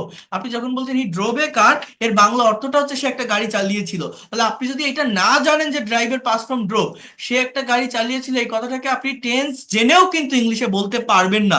আমরা অনেকে পাস্ট টেন্স মানে ডিডের ব্যবহার করি, ওয়াজ এর ব্যবহার করি, বাট না, পাস্ট ইনডিফিনিট টেন্সের, অ্যাফার্মেটিভ সেন্টেন্সের ডিড, ওয়াজ এর এগুলো না, মেইন ভার্বের পাস্ট ফর্ম হবে। এটা আমাদের মনে রাখতে হবে। সাবজেক্টের পরে প্রিন্সিপাল যে ভার্ব, মেইন যে ভার্ব, ফাইনাইট যে ভার্ব, আমরা এই ভার্বের পাস্ট ফর্ম জানি না। এবং এটা জানি না বলেই ইংলিশে কথা বলতে পারি না। বাংলায় যে টাইমে কথাটা বলতে চাচ্ছি বা ভাবতেছি, হয়তো আমি টেন্স শিখেছি, টেন্সটা আইডেন্টিফাইও করতে পারতেছি, বাট ওই টেন্সের আন্ডারে আমি যে কথাটা বাংলায় ভাবতেছি, যে কাজটাকে আমি মেনশন করতেছি, সেই কাজের ইংলিশ ওয়ার্ডটা, অর্থাৎ ভার্বের যে ইংলিশ ওয়ার্ডটা, এইটা আমি জানি না। ইভেন শুধু ওয়ার্ড না, ওই ভার্বের যে ফর্মটা আছে, ওর যে পাস্ট ফর্ম, ওর যে পাস্ট পার্টিসিপল ফর্ম, এটা না জানার কারণে আপনি ইংলিশে কথা বলতে পারেন না। বিশ্বাস করেন এইটাই মেইন রিজন, এই ছাড়া আর কিছুই না। এইটা যে যত বেশি পারবেন, অর্থাৎ আবারও বলছি, যারা ভোকাবুলারিতে দুর্বল, আপনি যদি ভার্ব সম্পর্কে ক্লিয়ার কনসেপ্ট রাখেন, ভার্বের ভোকাবুলারি সম্পর্কে যদি আপনার ভালো ধারণা থাকে, আপনি খুব কম সময়ের ভিতর খুব দ্রুত ইংলিশ এক্সপার্ট এবং ফ্লুয়েন্ট হতে পারবেন। আমার স্ক্রিনটা হয়তো বেঁধে গেছে, আমি দেখাচ্ছি, একটু ওয়েট করেন, আমি শেয়ার করতেছি। অর্থাৎ ভার্বের ভোকাবুলারিটা আমাদেরকে অনেক ভালোভাবে জানতে হবে, ভার্বের ভোকাবুলারিটা আমাদেরকে অনেক ভালোভাবে শিখতে হবে। আমি দেখাচ্ছি। এত স্টুডেন্ট জয়েন দিতে থাকলে তা বেঁধে যাবে না তো কি হবে। আচ্ছা, তো যে কথাটা বলছি দেখেন, ভার্বের ভোকাবুলারি যদি আমরা না জানি, ভার্ব সম্পর্কে যদি ক্লিয়ার কনসেপ্ট না রাখি, আমরা কখনো এই ল্যাঙ্গুয়েজটাকে শিখতে পারবো না। দেখেন আমার এই জায়গায় আমার কাছে এখানে কয়েকটা ভার্বের ফর্ম আছে, আমি যদি আপনাদেরকে একটু দেখাই। এই দেখেন, আমার পেইড কোর্সে স্টুডেন্টদেরকে আমি এটা দিয়ে থাকি, এটা এবং আপনারা যারা ফ্রি ক্লাস করছেন আপনাদেরকেও দিব। এই ভার্ব গুলো প্রধানত দুই ভাবে হয়, একটাকে বলে রেগুলার বা উইক ভার্ব, আর একটা হচ্ছে ইরেগুলার বা স্ট্রং ভার্ব। যে ভার্বের দুইটা বা তিনটা ফর্ম সেম থাকে বা তুলনামূলক সহজ, সেগুলোকে রেগুলার বা উইক ভার্ব বলে। যে ভার্বের দুইটা বা তিনটা ফর্ম ডিফারেন্ট বা আলাদা থাকে, সেগুলোকে স্ট্রং বা ইরেগুলার ভার্ব বলে। এবং আমার এখানে 200টা ভার্ব আছে, 200 ভার্ব, এবং এই 200টা ভার্ব হচ্ছে মোস্ট ইউজফুল ভার্ব, যে ভার্বগুলো আমরা আমাদের ডে টু ডে লাইফে বাংলায় হর হামেশা ব্যবহার করে থাকি বা বলে থাকি, বাট ইংলিশে এদের প্রপার ওয়ার্ড মিনিং না জানার কারণে এবং ভার্বের ফর্ম না জানার কারণে আমরা ইংলিশে কথা বলতে পারি না। তো এই ভার্ব গুলোর, দেখেন কি বলছি, ভোকাবুলারি বলতে একটা সেন্টেন্সের সাবজেক্ট কিন্তু নির্দিষ্ট একটা সার্কেলের ভিতর থাকে, I, we, you, he, she, they, এরপরেই ভার্ব বসাতে হবে। সাবজেক্টের পর যদি ভার্বটাকে সঠিক টাইম বা টেন্স মেনটেন করে বসাতে পারেন, অবজেক্টের জায়গাটা অটোমেটিক্যালি চলে আসবে। তো ভার্ব জানতে হবে, যেমন এই যে ব্রেক, ব্রেক মানে ভাঙা।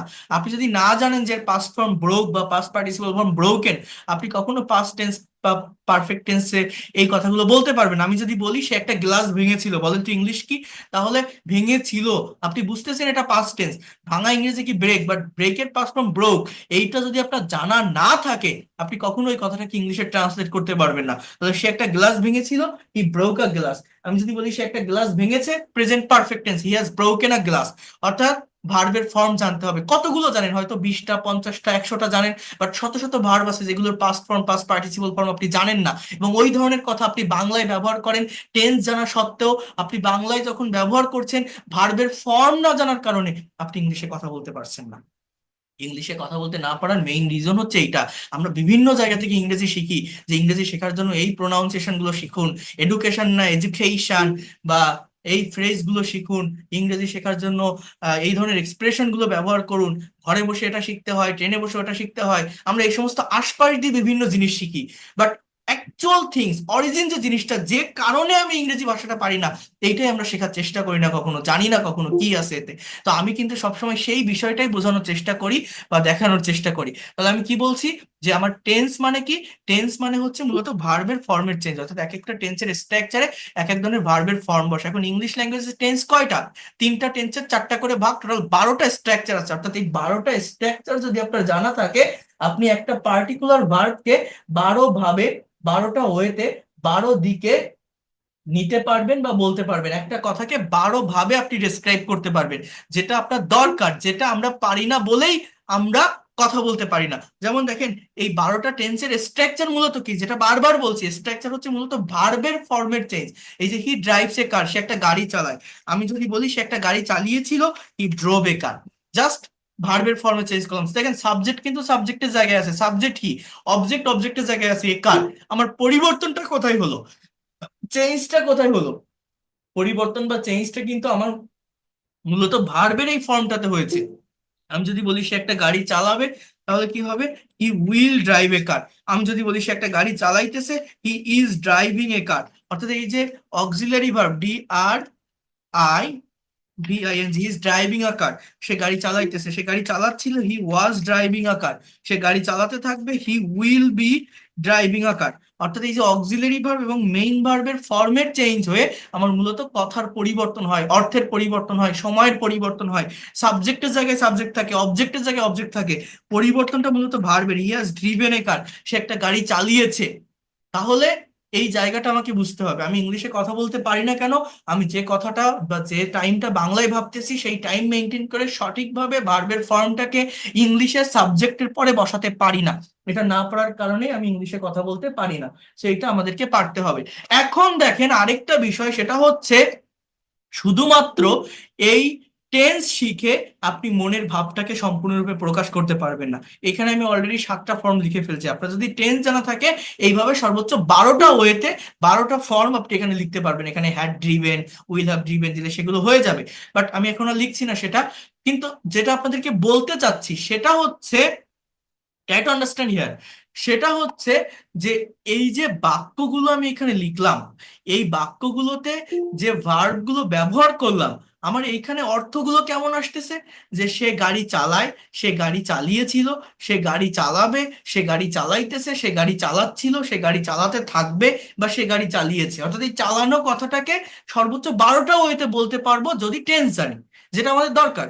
কিন্তু দেখেন, শুধুমাত্র টেন্স দিয়ে মনের সম্পূর্ণ ভাব বা হোল সেন্সটাকে কখনোই প্রকাশ করা যায় না। মনের সম্পূর্ণ ভাবটাকে প্রকাশ করার জন্য এই টেন্সের পাশাপাশি আমাদের মডাল এবং সেমি মডাল অক্সিলারি ভার্বের ব্যবহার শিখতে হবে, যেটা আপনার মনের ভাবটাকে আরো এক্সপ্লোর করবে।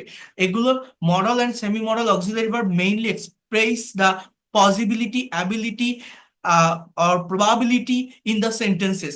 অর্থাৎ আমি যদি আপনাকে এরকম একটা কথা বলি যে সে গাড়ি চালাতো, কোন টেন্স দিয়ে বলবেন? এটা পাস্ট টেন্স মনে হচ্ছে? তার আজ গাড়ি চালানোর কথা, তাকে গাড়ি চালাতে হতো, তাকে গাড়ি চালাতে হয়েছিল, তাকে এই গাড়িটা চালাতে হবে, সে অবশ্যই এই গাড়িটা চালাবে। এই যে কথাগুলো আমি বলছি, এই কথাগুলো আপনি কোন টেন্স দিয়ে বলবেন? কোনো টেন্সের স্ট্রাকচার দিয়ে, কোনো টেন্সের সেন্স দিয়ে আপনারা কিন্তু এই কথাগুলো বলতে পারবেন না।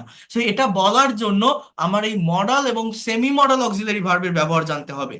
অর্থাৎ can, could, may, might, shall, should, will, would, need to, dare to, have to, has to, had to, am to, is to, are to, am, is, are, was, were, suppose to, going to, এগুলোকে মূলত বলা হয় modal এবং semi modal auxiliary verb. আপনার যদি modal এবং semi modal auxiliary ভার্বের উপর ক্লিয়ার কনসেপ্ট থাকে, ভালো ধারণা থাকে, ইংলিশ ল্যাঙ্গুয়েজে টোটাল 18টার মতো মডাল এবং সেমি মডাল অক্সিলারি ভার্ব আছে। যদি এই 18টা মডাল এবং সেমি মডাল অক্সিলারি ভার্ব আপনি জানেন, তাহলে একটা কথাকে 18টা ওয়েতে 18 ভাবে আপনি নিতে পারবেন বা বলতে পারবেন। যেটা জানা থাকলে আপনাকে আর কেউ আটকাতে পারবে না। I mean, whatever you think in Bengali, you will be expert and fluent in English. অর্থাৎ আমি কি বলছি, এই দেখেন, he can drive a car, সে গাড়ি চালাতে পারে। এই মডাল ভার্বের একটা সুবিধা হচ্ছে কি, আমার টেন্সের স্ট্রাকচারে যেমন এক একটা স্ট্রাকচারে এক এক ধরনের মেইন ভার্ব বসে, বা মেইন ভার্বের ফর্মের যে চেঞ্জটা হয়ে থাকে, এই মডালের পর মেইন ভার্বটা অলওয়েজ বেস ফর্ম বা রুট ফর্মে বসবে। মেইন ভার্বের ফর্মের এরকম ভাবে চেঞ্জ হয় না মডালের পর। সো এটা হচ্ছে এই মডেলের একটা মানে কি বলবো, একটা বেনিফিট। অর্থাৎ আমি যদি আপনাদেরকে এই জায়গাটাতে একটু বলি, হি ক্যান ড্রাইভ আ কার, এর বাংলা অর্থ হচ্ছে সে গাড়ি চালাতে পারে, সে গাড়ি চালাতে পারে। আমি যদি এখানে আপনাদেরকে বলি যে he could drive a car, সে গাড়ি চালাতে পারতো, he should drive a car, তার গাড়ি চালানো উচিত, he would drive a car, সে গাড়ি চালাতো, he use to drive a car, সে গাড়ি চালাতে অভ্যস্ত ছিল, he use to drive a car, he may drive a car, সে গাড়ি চালাতেও পারে পসিবিলিটি অর্থে। ঠিক আছে? এইভাবে মডাল বা সেমি মডাল, আমি যদি বলি he is two drive a car, তাকে গাড়ি চালাতে হয়, হি ওয়াজ টু ড্রাইভ এ কার, তাকে গাড়ি চালাতে হতো, he is suppose to drive a car, তার গাড়ি চালানোর কথা, he has to drive a car, তাকে গাড়ি চালাতে হবে, he had to drive a car, তাকে গাড়ি চালাতে হয়েছিল। দেখছেন, আমার সাবজেক্ট কিন্তু হি, অবজেক্ট কিন্তু এ কার। আমার পরিবর্তনটা কোথায় হচ্ছে? ভিতরে ভার্বের ফর্মে। অর্থাৎ আমি ইংলিশে কথা বলতে পারি না কেন? আমি ভার্বটাকে সঠিকভাবে, সঠিক ফর্মে, সঠিক ওয়েতে ইউজ করতে পারি না, নিতে পারি না, বসাতে পারি না। এবং এটা না পারার কারণে ইংরেজি ভাষাটা আমি পারফেক্টলি ইউজ করতে পারি না। যেমন তাহলে আমি কি বলছি, আমাদের ইংলিশে টোটাল টেন্সের স্ট্রাকচার আছে 12টা, প্লাস 18টার মতো মডাল এবং সেমি মডাল আছে, টোটাল 30টা স্ট্রাকচার হয়। অর্থাৎ 12টা টেন্স, 18টা মডাল, সেমি মডাল, 30টা স্ট্রাকচার। এই 30টা স্ট্রাকচার সম্পর্কে যদি আপনার ক্লিয়ার একটা কনসেপ্ট থাকে, তাহলে আপনি 30 ধরনের সেন্টেন্স তৈরি করতে পারবেন। অর্থাৎ একটা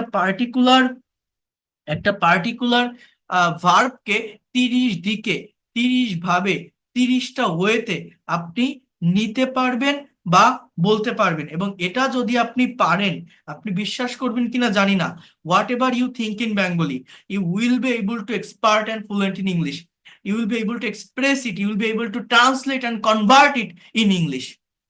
যে কোনো কিছু আপনি বাংলায় ভাবেন না কেন, সেটাকে আপনি ইংলিশে কনভার্ট করতে পারবেন।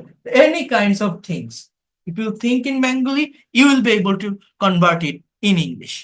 এটা হচ্ছে আমার মেইন ভাষা। আমরা অনেক জায়গায় দেখবেন ইংরেজি শেখার জন্য 66টা স্ট্রাকচার, 120টা স্ট্রাকচার, নাথিং, কোনো কিছুরই প্রয়োজন হয় না যদি আপনি এই অরিজিনাল বিষয়টাকে বোঝেন, অরিজিনটা সম্পর্কে একটা ভালো কনসেপ্ট রাখতে পারেন, এই ল্যাঙ্গুয়েজের বেসিক জায়গাটা যদি আপনি বুঝতে পারেন। তাহলে আমি কি বললাম, আমাদের কোন জায়গাগুলো সম্পর্কে ধারণা রাখতে হবে? যে কথাটা বললাম, টেন্স সম্পর্কে জানতে হবে। কিন্তু কি বলছি, যে শুধুমাত্র টেন্স শিখে মনের সম্পূর্ণ ভাব প্রকাশ করতে পারি না। তাহলে আমার 1 নম্বর পয়েন্ট হচ্ছে, জাস্ট আর 10টা মিনিট আমি টাইম নিব, খুব বেশি, 12টা বেজে গেছে অলরেডি, খুব বেশি সময় আমি নিব না, আমাকে আর একটু সময় দেন। এই বিষয়টা আমি ক্লিয়ার করে দিব, আপনারা যদি একটু লাস্ট পর্যন্ত থাকেন। আমি আপনাদের এই বিষয়টাকেও দেখাবো যে ইংলিশে কিভাবে সার্টেন টপিকের উপর প্রেজেন্টেশন দিতে হবে বা স্পিকিং করতে হবে। যারা সার্টেন টপিকের উপর প্রেজেন্টেশন দিতে পারেন না বা স্পিকিং করতে পারেন না, এটা করার বা প্রেজেন্টেশন দেওয়ার অ্যাকচুয়াল ওয়েটা কি, আমি সেটা আপনাদেরকে দেখাবো। তো যেটা আমি বলতেছি, আমাদের মেইনলি শেখা লাগবে, আমি তো প্রথমে 7টা পয়েন্ট নিয়ে কথা বলছি, বাট তারপরেও মেইনলি আমাদের যে জায়গাগুলোকে ডেভেলপ করা লাগবে বা বা যে জায়গাগুলো সম্পর্কে ভালো একটা কনসেপ্ট বা ধারণা নেওয়া লাগবে, সেটা হচ্ছে প্রথমত যেটার কথা আমি বলবো বা আপনাদেরকে আমি বলেছি, দূর এত সমস্যা হয়, প্রথমত যেটার কথা আমি বলেছি সেটা হচ্ছে ভার্বের ফর্ম জানতে হবে, ভার্বের ভোকাবুলারি জানতে হবে, ভার্ব ফর্ম, এটা আমি পাঠিয়ে দিব আপনাদের। 2 নম্বর পয়েন্ট বলছি, টেন্স সম্পর্কে কনসেপ্ট রাখতে হবে, কারণ ইংলিশে কথা বলতে গেলে সময়ের পরিবর্তন করতে হয়, কালের পরিবর্তন করতে হয়। এই সময় বা কালের পরিবর্তন আমরা টেন্স শেখার মাধ্যমে করে থাকি। এটা হচ্ছে আমাদের 2 নম্বর পয়েন্ট, আমাদের টেন্সের ব্যবহার শিখতে হবে।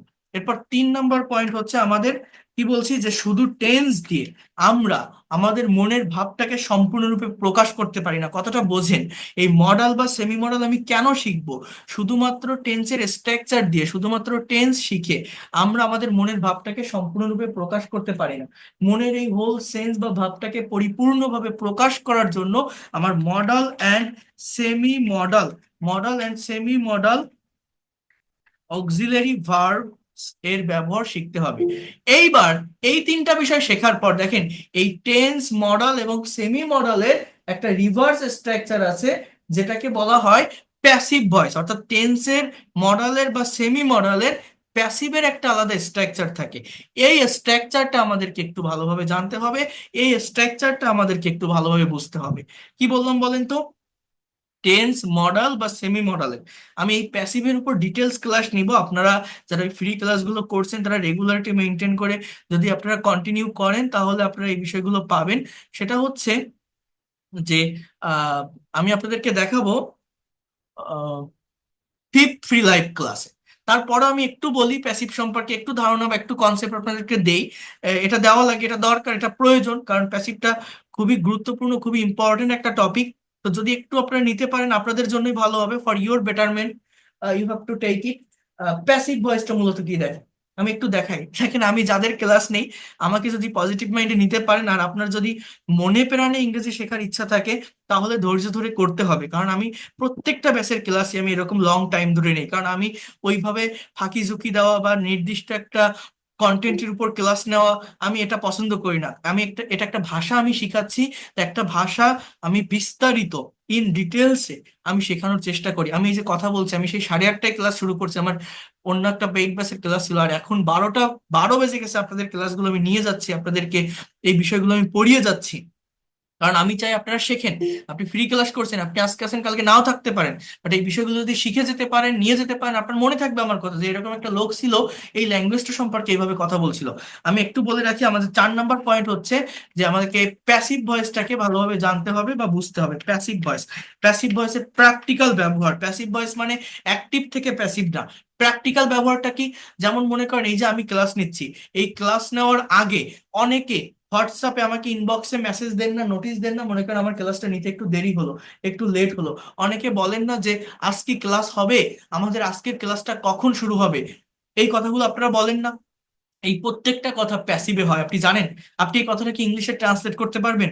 আজ কি ক্লাস হবে, ট্রান্সলেট করতে পারবেন? ভেবে দেখেন তো, দেখবেন পারবেন না। ভেবে দেখেন, যদি না পারেন আপনি মনে রাখেন আপনি ইংলিশে অনেক দুর্বল। কি বললাম বলেন তো? আজকে আমাদের ক্লাসটা কি হবে বা কখন শুরু হবে, আমাদের আজকের ক্লাস কখন শুরু হবে, এটার ইংলিশ কি? ভেবে দেখেন আপনারা করতে পারেন কিনা। না পারেন যদি, তাহলে আপনি মনে রাখেন আপনি ইংলিশে অনেক দুর্বল। বাট এই ধরনের কথাগুলো কিন্তু আপনি আমাকে এসএমএস এ দেন, হোয়াটসঅ্যাপে মেসেজ করেন, অনেকেই করেন, কিন্তু আমরা পারি না ইংলিশে। কারণ কি? আমরা, বোঝার চেষ্টা করেন, আমরা প্যাসিভের প্র্যাকটিক্যাল জায়গাটা বুঝি না। প্র্যাকটিক্যাল জায়গাটা কি? মনে করেন এই যে আমি আপনাদের ক্লাস নিচ্ছি, বা আমার পেইড কোর্সে স্টুডেন্টদেরকে যখন আমি ক্লাস নেই, ক্লাস নেওয়ার আগে আমি ওদেরকে ইংলিশে একটা নোটিশ দেই। ফর এক্সাম্পল, যে আমি এই যে এখন আপনাদের ক্লাস নিচ্ছি, এখন আমি যদি বলি যে আমি আপনাদের আজকের ক্লাসটা রাত 10টায় শুরু করব, তাহলে ইংলিশটা কি হবে? যে I will take your class at 10 p.m. আমার কথাটা একটু বুঝবেন মনোযোগ দিয়ে। I will take your class, আমি আপনাদের ক্লাসটা নিব বা শুরু করব অ্যাট 10 p.m., রাত 10টায়। এই যে সেন্টেন্সটা, এই যে বাক্যটা আমি এখানে লিখলাম, এটা যারা টেন্স বোঝেন দেখেই বুঝতে পারছেন এটা ফিউচার ইনডিফিনিট টেন্সের অ্যাক্টিভের একটা স্ট্রাকচার। কিন্তু আমি যদি কথাটাকে এইভাবে না বলে, আপনারা বিভিন্ন হোয়াটসঅ্যাপ গ্রুপে আছেন, এই গ্রুপে আমি ছাড়া অন্যান্য অ্যাডমিন আছে, তো আপনি তো আজকে নতুন আসছেন, আপনি তো জানেন না কে ক্লাস নিবে। আপনি আসছেন কি জন্য? ইংরেজি শেখার জন্য। যে পড়ায় পড়ুক, পড়াক, আমার ইংরেজিটা শিখতে পারলে হচ্ছে, তাই না? এখন আহ এই নোটিশটা আমি না দিয়ে যদি অন্য আরেকজন নোটিশ দেয়, অর্থাৎ এই আপনাদেরকে যদি নোটিশটা এইভাবে দেওয়া হয় যে আপনাদের আজকের ক্লাসটা রাত 10টায় নেওয়া হবে, কে নিবে বা না নিবে এটা মেনশন করছে না, জাস্ট এরকম একটা কথা বলছি, আমি না নিয়ে অন্য একটা টিচারকে দিয়ে নেওয়াতে পারি। তো কে নিবে সেটা আমি আগে বলতেছি না, আমি জাস্ট ক্লাসটার উপর ফোকাস করছি। এই যে ইওর ক্লাস, এইটাকে আমি শুরুতে আনতেছি, সাবজেক্টের স্থানে নিয়ে আসতেছি। আমি বলছি যে বাংলা এরকম একটা কথা, আপনাদের আজকের ক্লাসটা রাত 10টায় নেওয়া হবে, ইংলিশ কি হবে জানেন? দেখেন, your class will be your class will be taken at 10, your class will be taken at 10 p.m. tonight. But today, your class will be taken at 10 p.m. tonight. আপনাদের আজ রাত 10টায় ক্লাস নেওয়া হবে। এই যে উইল বি প্লাস টেকেন, অর্থাৎ will be plus ভি3, এটা হচ্ছে ফিউচার ইনডিফিনিট টেন্সেরই স্ট্রাকচার, বাট প্যাসিভের। এটা কেন হলো? কারণ এইখানে যে সাবজেক্টটা আছে, এই সাবজেক্টটা হচ্ছে নিষ্ক্রিয়, ইনঅ্যাক্টিভ। ক্লাস, ক্লাস হচ্ছে একটা বস্তু, ক্লাস কখনো নিজে নিজে শুরু হতে পারে না, ক্লাসের হাত পা নেই। কেউ একজন ক্লাসটা নিলে সেটা হবে, বাট কে নিবে বা যে নিবে তাকে এখানে মেনশন করা নেই, তাকে এখানে মেনশন করা নেই। এই জন্য আমাদের টেন্স, মডাল এবং সেমি মডালের একটা রিভার্স স্ট্রাকচার আছে, যেটাকে বলে প্যাসিভ ভয়েস। অর্থাৎ কোনো সেন্টেন্সের সাবজেক্ট যদি ইনঅ্যাক্টিভ থাকে বা নিষ্ক্রিয় থাকে, সেগুলো প্যাসিভ মেনটেন করে করতে হয়। টেন্স, মডাল, সেমি মডালের প্যাসিভের আলাদা একটা স্ট্রাকচার আছে, সেটা জানতে হয়। সেটা যদি আপনি না জানেন, আপনি কখনোই ইংলিশে প্রফেশনালি এক্সপার্ট হতে পারবেন না। আমরা প্যাসিভ বলতে এরকম শিখি যে আই ইট রাইস, আমি ভাত খাই। প্যাসিভ কি? যে rice is eaten by me, by me. But practical প্যাসিভে কখনো এরকম বাই এর ব্যবহার হয় না, এরকম সাবজেক্ট অবজেক্ট হবে, অবজেক্ট সাবজেক্ট হবে, এসব কোনো কিছু হয় না। প্র্যাকটিক্যাল স্পিকিংটা কেমন জানেন? মানে প্র্যাকটিক্যাল প্যাসিভের ব্যবহারটা কেমন জানেন? ওই যে কথাটা বললাম না, আপনাদের আজকের ক্লাসটা রাত 10টায় শুরু হবে, ইংরেজি কি হবে?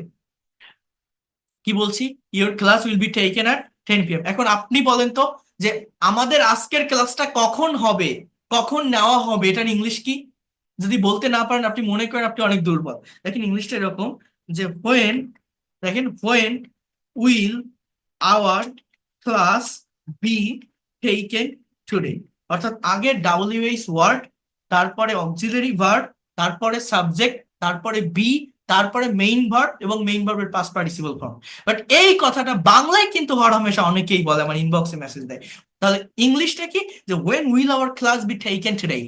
তো এই যে সেন্টেন্সটা আমি লিখলাম, নিজে বুকে হাত দিয়ে বলেন, এই সেন্টেন্সের প্র্যাকটিস কতজনের আছে? কতজন ইনস্ট্যান্টলি কথাটা বাংলায় ভেবে ইংলিশে বলতে পারেন? পারেন না কিন্তু। এবং না পারার কারণেই আমরা ইংলিশে দুর্বল, ইংলিশে এক্সপার্ট হতে পারি না, ফ্লুয়েন্টলি কথা বলতে পারি না। When will our class be taken today, when will our class be taken today, কতজন আমাদের, আমরা এটা ইনস্ট্যান্টলি বলতে পারি, বা কতজনের মুখের উপর এটা থাকে? থাকে না। এটা না থাকার কারণে আপনি ইংলিশে কথা বলতে পারেন না, সিম্পল, রাইট? অর্থাৎ মনে করেন আহ, আমি আপনাদের ক্লাস নিচ্ছি, আমি আমার অফিসে বসে আছি, মনে করেন আমার বাসায় একটা বেডরুম আছে, প্যাসিভ ভয়েস সেন্সটা বলছেন, আমার বেডরুমটা পরিষ্কার করা দরকার। আমার বাসায় একটা কাজের মেয়ে আছে, তার নাম রহিমা। আমি বাসায় ফোন করলাম আমার আম্মুকে, যে আম্মু, রহিমা কি ঘরটা পরিষ্কার করেছে? ইংলিশটা কিভাবে কেউ বলতে পারেন? দেখেন, প্রেজেন্ট পারফেক্ট টেন্সে হয় এটা, যে has Rahima, CLEANED, clean the room. Rahima কি ঘরটা পরিষ্কার করেছে? Has Rahima clean the room? এখন আমার মা ওই পাশ থেকে উত্তর দিচ্ছে যে হ্যাঁ, রহিমা ঘরটা পরিষ্কার করেছে। তাহলে ইংলিশ কি? যে Rahima has clean the room. Rahima ঘরটা পরিষ্কার করেছে, CLEANED, Rahima has clean the room. আমার এই দুটো সেন্টেন্সই প্রেজেন্ট পারফেক্ট টেন্সের, একটা কোশ্চেন একটা অ্যান্সার, দুটোই মানে অ্যাক্টিভ ভয়েসে আছে, প্যাসিভ না। কিন্তু দেখেন, আমি যদি কথাটাকে এইভাবে না বলি, আমি যদি এই ঘরটাকে সাবজেক্টের স্থানে নিয়ে আসি, অর্থাৎ আমি যে বাসায় ফোন করলাম আমার মার কাছে, আমি কলটা কেন করলাম, কিসের জন্য করলাম? এই ঘরের জন্য না রহিমার জন্য? এই দুইটা জায়গার ভিতর ইম্পর্টেন্সটা কার উপর দিচ্ছি আমি? ইম্পর্টেন্স বা গুরুত্বটা কিন্তু আমি ঘরের উপর দিচ্ছি। আমি যে বললাম যে রহিমা কি ঘরটা পরিষ্কার করেছে, এটাকে আমি রহিমার খোঁজ নেওয়ার জন্য দিচ্ছি না ঘরটার খোঁজ নেওয়ার জন্য দিচ্ছি? আমার দরকার কোন জিনিসটা? দরকার কিন্তু ঘর। অর্থাৎ আমি যদি আমার মাকে এইভাবে একটা কথা বলি, যে মা, ঘরটা কি পরিষ্কার করা হয়েছে, অর্থাৎ সেটা যে করে করুক, সেটা আমার মাও করতে পারে, আমার ভাইও করতে পারে, আমার বোনও করতে পারে, কাজের মেয়েটাও করতে পারে, একজন করলে হলো। আমার দরকার, আমার জানা দরকার আমার ঘরটা পরিষ্কার হলো কিনা, আমার ওইটা লাগবে। তাহলে কে করলো বা না করলো এইটার উপর মানে ফোকাস না করে, কথাটা মনোযোগ দিয়ে বোঝেন, কে করলো বা না করলো এইটার উপর ফোকাস না করে, আমি যদি ফোকাসটা ওই ঘরের উপর করি, আমি যদি ফোকাসটা ওই ঘরের উপর করি, অর্থাৎ আমি যদি এরকম ভাবে একটা কথা বলি যে ঘরটা কি পরিষ্কার করা হয়েছে, ইংলিশে কি কেমন হবে জানেন? Has the room, has the room been cleaned? এবার ওই পাশ থেকে যদি উত্তর দেয় আমার মাঝে হ্যাঁ, ঘরটা পরিষ্কার করা হয়েছে, কি হবে? The room has been clean. The room has been clean, এই হ্যাভ বা হ্যাজ প্লাস V3, এটা প্রেজেন্ট পারফেক্টের অ্যাক্টিভের স্ট্রাকচার। আর এই যে হ্যাভ বা হ্যাজ বিন প্লাস V3, এটা প্রেজেন্ট পারফেক্টের প্যাসিভের স্ট্রাকচার। তো এখানে কি আমি কোথাও by me, by him, subject object, object subject এগুলো বলছি? না, এগুলো কিন্তু প্র্যাকটিক্যাল প্যাসিভের ব্যবহার, যেটা আপনাদেরকে শিখতে হবে। এটা আমি নেক্সট ক্লাসগুলো থেকে শেখাবো, ঠিক আছে? তো প্যাসিভ ভয়েসটা খুবই গুরুত্বপূর্ণ, খুবই দরকার, খুবই ইম্পর্টেন্ট।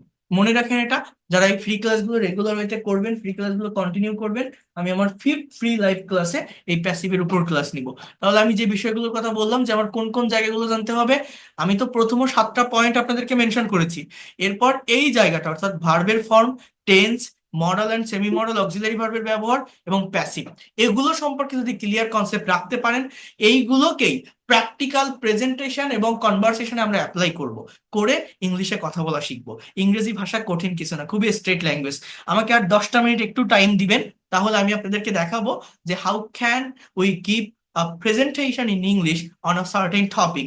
ইংলিশে আমরা কিভাবে নির্দিষ্ট একটা টপিকের উপর স্পিকিং করতে পারি, প্রেজেন্টেশন দিতে পারি কোনো গ্রামাটিক্যাল মিস্টেক ছাড়া। যারা ইংলিশে কথা বলতে পারেন না, সার্টেন এক টপিকের উপর প্রেজেন্টেশন দিতে পারেন না, প্রেজেন্টেশন দিতে গেলে মূলত কোন জায়গাগুলো সম্পর্কে কনসেপ্ট রাখতে হবে বা কোনটা মেইনলি ফোকাস করতে হবে, সেটা আমি দেখাবো। সবাই একটু জাস্ট 10টা মিনিট থাকার চেষ্টা করবেন। বাট এই পর্যন্ত যে বিষয়গুলো বোঝালাম, এই যে গল্প করে করে শেখালাম, আপনারা কি কিছু শিখতে পারছেন বা বুঝতে পারছেন? এতক্ষণ পর্যন্ত 12টা পর্যন্ত, 12:30 পর্যন্ত আছেন আমার সঙ্গে যারা, হ্যাঁ, আমার কথাগুলো কি বোঝা যায়? হ্যাঁ? জি স্যার, বোঝা যায়। আমার কথাগুলো শুনতে পারছেন? ইংরেজি ভাষাটা আমি শুধুমাত্র আপনাদের এই কনসেপ্টটা দেওয়ার চেষ্টা করলাম, যে আপনারা তো বিভিন্ন জায়গা থেকে ইংরেজি শেখেন, তাই না? শিখতে থাকেন, বিভিন্ন ওয়ে থেকে শিখতে থাকেন। এই ইউটিউব চ্যানেল বলেন, ফেসবুক পেজ বলেন, এবং আপনাদের বিভিন্ন ফেভারিট টিচারও আছে, প্রিয় শিক্ষক আছে যাদের কাছে আপনারা শেখেন। বাট যদি সিকোয়েন্স মেনটেন করতে না পারেন, যদি না বোঝেন এই ল্যাঙ্গুয়েজটা অ্যাকচুয়ালি কি, এর ভিতরে কি আছে, ঠিক কোন জায়গাটার উপর ফোকাস করলে, কোন জায়গাটুকু ডেভেলপ করতে পারলে আমি দ্রুত এক্সপার্ট এবং ফ্লুয়েন্ট হতে পারবো, এইটা যদি আপনি না বোঝেন বা না জানেন, আপনি কখনোই ইংলিশে ভালো করতে পারবেন না। সারা জীবন শিখে যেতে হবে, এই শেখা আপনি কোনোদিন শেষ নামাতে পারবেন না, এতটুকু আমি বলতে পারি। তো এখন আমি একটু আপনাদেরকে দেখাবো যে যারা ইংলিশে আহ, মোটামুটি গ্রামার জানেন বা রিডিং পড়তে পারেন, কিছু লিখতেও পারেন, বা কেউ কথা বললে সে কথাগুলোও বোঝেন, বাট আপনি স্পিকিং করতে পারেন না, স্পিকিং করতে গেলে সাবজেক্ট ভার্ব ঠিকভাবে নিতে পারেন না, তো এটা কিভাবে করতে হয়? আমি আজকে জাস্ট জেনারেল একটা স্পিকিং নিয়ে কথা বলছি, নেক্সট ক্লাসগুলোতে আমি অ্যাডভান্স স্পিকিং নিয়ে কথা বলবো, অর্থাৎ আইএলটিএস এর কিউ কার্ড টপিকে যে স্পিকিং গুলো থাকে সেটা নিয়ে আমি কথা বলবো। জাস্ট 10টা মিনিট আমাকে একটু টাইম দেন, 10 মিনিটের ভিতরে এটা শেষ হয়ে যাবে। তো যারা ইংলিশে প্রেজেন্টেশন দিতে পারেন না, যারা অডিয়েন্সের সামনে, যারা পাবলিক প্রাইভেট ইউনিভার্সিটিতে পড়েন, টিচারদের সামনে স্পিকিং করতে পারেন না, কিভাবে করতে হয় দেখেন। দেখেন, যে কোনো টপিকের উপর কথা বলার আগে, প্রেজেন্টেশন দেওয়ার আগে একটা গুড গ্রিটিংস দিতে হয়। যেমন দেখেন, এখানে বলছে যে speak about your daily activities using present simple tense, অর্থাৎ what do you do everyday, what's your daily activities, আপনার প্রতিদিনের কাজকর্মগুলো কি, আপনি প্রতিদিন কি করেন, এই কথাগুলো আপনাকে ইংলিশে ডেসক্রাইব করতে হবে। So can you describe it, what do you do every day, আপনার দিনের দৈনন্দিন যে কাজকর্মগুলো আছে সেটা ইংলিশে বলবেন, কোনো গ্রামাটিক্যাল মিস্টেক ছাড়া কিভাবে বলবেন। প্রতিটা ইংলিশ সেন্টেন্সে সাবজেক্টের পরে ভার্ব থাকে, ভার্বের উপর ফোকাস করবেন। এখানে দেখেন ইয়েলো কালার দিয়ে আমি ভার্বগুলোকে হাইলাইট করছি। তার আগে দেখেন গ্রিটিংসটা একটু দেখি। এখানে বলছে যে আসসালামু আলাইকুম, good afternoon you all, I'm Sakib, before you, before মানে সামনে, অর্থাৎ এই বিফোরের পরিবর্তে আপনি ইন ফ্রন্ট অফ ব্যবহার করতে পারেন। সম্মান দেওয়া অর্থ বিফোরের ব্যবহার হয়। I am really glad to share my feelings, অর্থাৎ আমি সত্যি আনন্দিত আমার অনুভূতিটা ব্যক্ত করতে পেরে। I will try to say something about my daily activities, আমি আমার ডেইলি অ্যাক্টিভিটিস সম্পর্কে কিছু বলার চেষ্টা করব। So first of all here you can see, I get up early in the morning every day, আমি প্রতিদিন খুব সকালে ঘুম থেকে উঠি। তাহলে রেগুলার ওয়েতে আমি কি করি, প্রতিদিন কি করি, অ্যাজ ইউজুয়াল কি করি, আমার হ্যাবিচুয়াল ওয়ার্ক গুলো কি, সেটা যখন ডেসক্রাইব করবো এটা কোন টেন্সের ভিতরে আসবে এটা আমাকে আগে বুঝতে হবে। এগুলো এগুলো প্রেজেন্ট ইনডিফিনিট টেন্সে হয়, অর্থাৎ সাবজেক্টের পর ভার্বের কিন্তু প্রেজেন্ট ফর্মটা আমার বসবে।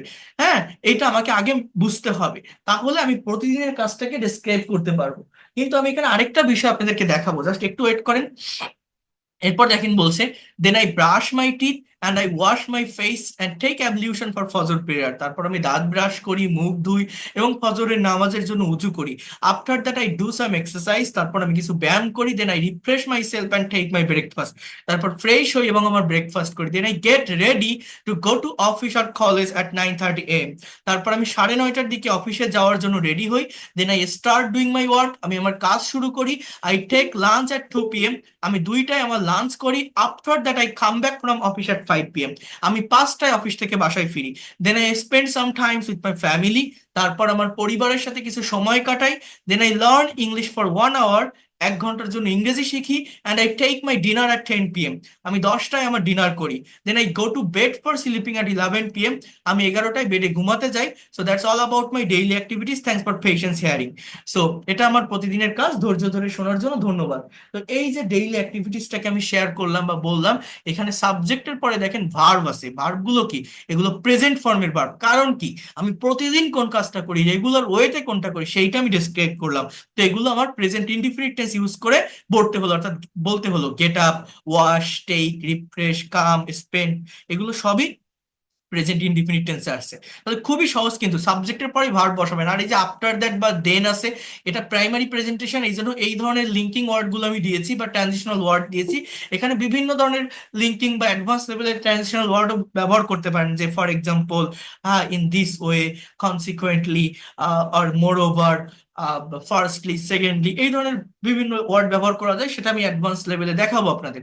এরপর দেখেন, আমি যেটা আপনাদেরকে বলতে চাচ্ছি সেটা হচ্ছে একটা অ্যাকচুয়াল একটা স্টেবল টাইমের উপর কথা না বলে আমরা কথার চেঞ্জ কিভাবে করতে পারি, কথাকে ঘোরাতে কিভাবে পারি। এই ঘোরাতে যদি আপনি না পারেন, আপনি কখনোই ইংলিশ এক্সপার্ট হতে পারবেন না। অর্থাৎ এখন রাত 12টা 26 বাজে, আমি যদি আপনাকে জিজ্ঞাসা করি যে ভাই বা ম্যাডাম, আপনি গতকালকে সারাদিন কি করেছিলেন, আপনি কি ইংলিশে বলতে পারবেন আমাকে what did you do yesterday, what was your yesterday's activities, আপনি কিভাবে বলবেন? এই জায়গাটায় আপনি কিভাবে প্রেজেন্টেশন দিতে পারেন কারেক্ট গ্রামার মেনটেন করে, যে স্যার আমি গতকাল এই টাইমে ঘুম থেকে উঠেছিলাম, তারপর নামাজ পড়েছিলাম ফজরের, এই টাইমে ব্রেকফাস্ট করেছিলাম, অফিসে গিয়েছিলাম, এক কলিগের সাথে দেখা করেছিলাম, তারপর বিকালবেলা অফিস থেকে বাসায় ফিরলাম, একটু স্ত্রীকে নিয়ে শপিং এ গেছিলাম, একটু বাসায় এসে টিভি দেখলাম, নামাজ পড়লাম, আবার ইংরেজি চর্চা করলাম। এই যে করেছিলাম, গিয়েছিলাম, পড়েছিলাম, হয়েছিল, গিয়েছিল, এগুলো কিভাবে বলবেন? পাস্ট টেন্স মানে আমরা অনেকেই ওয়াজ এর ব্যবহার করি, ডিড এর ব্যবহার করি, বাট না, পাস্ট টেন্স মানে কি, সাবজেক্ট এবং সাবজেক্টের পরে মেইন ভার্বের পাস্ট ফর্ম বসাবেন। সাবজেক্ট আর ভার্ব যদি আপনি পাশাপাশি বসাতে পারেন, আপনি যে কাজটা করেছিলেন, আপনার অবজেক্টের যে জায়গাটা সেটা অটোমেটিক্যালি চলে আসে। দেখেন, English is a very straight language. আমি যদি অতীতের কথাটাকে ডেসক্রাইব করতে চাই, এখানে গ্রিন কালার দিয়ে দেখেন ভার্বগুলোকে হাইলাইট করা। ফার্স্ট ওইভাবে একটা গ্রিটিংস দেওয়া, তারপর দেখেন I got up early in the morning yesterday, গেটের পাস ফ্রম গট, অর্থাৎ গতকাল আমি খুব সকালে ঘুম থেকে উঠেছিলাম। Then I brush my teeth, তারপর আমি আমার দাঁত ব্রাশ করেছিলাম। I wash my face and take ablution for Fajr prayer, আমি উজু করেছিলাম এবং ফজরের আহ, আমি মুখ ধুয়েছিলাম এবং ফজরের নামাজের জন্য উজু করেছিলাম। Then I did some exercise, I refreshed myself and took my breakfast. এখানে টেক এর পাস্ট ফর্ম কি? টুক। ওয়াশ এর পাস্ট ফর্ম কি? ওয়াশ। ডু এর পাস্ট ফর্ম কি? Did. Then I got ready, get এর পাস্ট ফর্ম কি? Got. I got ready to go to office or college at 9:30 AM, 9:30টার দিকে আমি অফিসে যাওয়ার জন্য রেডি হয়েছিলাম। অর্থাৎ হয়েছিলাম, করেছিলাম, গিয়েছিলাম, লবালাম, বাংলা বুঝবেন। Our mother tongue is Bangla, so we have to compare it. So দেখেন, then I took lunch at 2 PM, আমি 2টায় আমার লাঞ্চ করেছিলাম। কয়টায়? আমি 2টায় লাঞ্চ করেছিলাম। After that I came back from office at 5 PM, আমি 5টায় অফিস থেকে বাসায় ফিরেছিলাম। কামের পাস্ট ফর্ম কি? Came. Then I spend some times with my family, আমার পরিবারের সাথে কিছু সময় কাটিয়েছিলাম। স্পেন্ডের পাস্ট ফর্ম SPENT, স্পেন্ড। অনেকে স্পেন্ডেড বলে ফেলে, কারণ অনেকে জানে কি যে বেশিরভাগ ভার্বের পাস্ট ফর্ম ইডি থাকে, বাট না, spend some times with my family. Then I learned English for 1 hour, আমি 1 ঘন্টার জন্য ইংরেজি শিখেছিলাম। শিখেছিলাম, বাংলা বুঝবেন, হ্যাঁ। সাবজেক্টের পর ভার্বটা কি? পাস্ট ফর্মে। Then I took my dinner at 10 PM, then I went to bed for sleeping at 11 PM, go এর পাস্ট ফর্ম ওয়েন্ট, আমি 11টায় বেডে ঘুমাতে গিয়েছিলাম। So it was my yesterday activities, thanks for patience hearing. এইভাবে অতীতের যে কোনো কথা, যে কোনো কাজ আপনি যদি ডেসক্রাইব করতে চান, আপনি যদি বলতে চান, আপনি বলতে পারবেন। That is the actual things. অর্থাৎ সাবজেক্টের পরে ভার্বটা কোন ফর্মে বসাচ্ছেন এটাকে মেনটেন করতে হবে। ইংলিশে কথা বলতে গেলে, সার্টেন টপিকের উপর প্রেজেন্টেশন দিতে গেলে মিক্সড স্ট্রাকচারের প্রয়োজন হয় না, সবগুলো টেন্স নিয়ে আসার লাগে না। যদি আপনি ব্যাকগ্রাউন্ডটা বুঝতে পারেন যে আমি যে এই টপিকের উপর কথা বলবো, টপিকটা কেমন, কোন রিলেটেড, কোন ধরনের, একটা টেন্সের উপরই সব ধরনের কথা বলা যায়। এগুলো আমি শেখাবো স্পিকিং এর জায়গাটা। এখন যদি আমি টাইমের আরেকটু চেঞ্জ করি, এই যে রাত 12:30 বাজে, আমি যদি আপনাকে বলি যে ভাই বা ম্যাডাম, আপনি আগামীকাল সারাদিন কি করবেন, আপনার আগামীকালকে সারাদিনের কাজ কি হবে, what will you do tomorrow, what will be your tomorrow's activities, তাহলে আপনি কি বলবেন? যে আমি আগামীকাল এই টাইমে উঠবো, ওইখানে যাব, ওর সাথে দেখা করব, তারপর অফিসে যাব, এই টাইমে লাঞ্চ করব, আমার স্ত্রীকে নিয়ে একটু শপিং এ যাব, তারপর এসে একটু টিভি দেখবো, নামাজ পড়বো, যদি ভালো লাগে আবার আপনার ক্লাসে জয়েন করব। তো এই যে আমি যাব, খাবো, করব, লিখবো, পড়বো, চলবো, এই যে কথাগুলো বলছি, এই কথাগুলো বলার জন্য আপনি কি করবেন জানেন? দেখেন, ফিউচার টেন্স মানে কি? আমার সাবজেক্ট সাবজেক্টের জায়গায় থাকবে, অবজেক্ট অবজেক্টের জায়গায় থাকবে, পরিবর্তনটা কোথায়? এই ভার্বের জায়গায়। অর্থাৎ এই যে প্রেজেন্ট টেন্সে যেটা লিখছিলাম না, এই ভার্বের প্রেজেন্ট ফর্মের আগে শ্যাল বা উইল যুক্ত করতে হয়। শেয়ালটা সাবজেক্ট যদি আই এবং উই হয় তাহলে বসানো যায়, অর্থাৎ ফার্স্ট পার্সন সাবজেক্টের সঙ্গে শেয়ালকে ইউজ করা যায়, অন্য কোনো পার্সনে ইউজ করা যায় না। বাট উইলটাকে ফার্স্ট সেকেন্ড থার্ড যে কোনো পার্সনে ইউজ করা যায়, এই জন্য শেয়ালকে স্কিপ করে সব জায়গাতে আপনারা উইলের ব্যবহার করার চেষ্টা করবেন, তাহলে আর কোথাও কোনো কনফিউশন থাকবে না। তাহলে দেখেন, ফিউচারের কথাগুলো, অর্থাৎ what will you do tomorrow আর what will be your tomorrow's activity, সেটা আপনি ইংলিশে কিভাবে ডেসক্রাইব করবেন বা কিভাবে বলবেন। হিয়ার ইউ ক্যান সি, দেখেন, I will get up early in the morning tomorrow, আগামীকাল আমি খুব সকালে ঘুম থেকে উঠবো। Then I will brush my teeth, তারপর আমি আমার দাঁত ব্রাশ করব, আমি আমার দাঁত ব্রাশ করব। এরপর কি বলছে?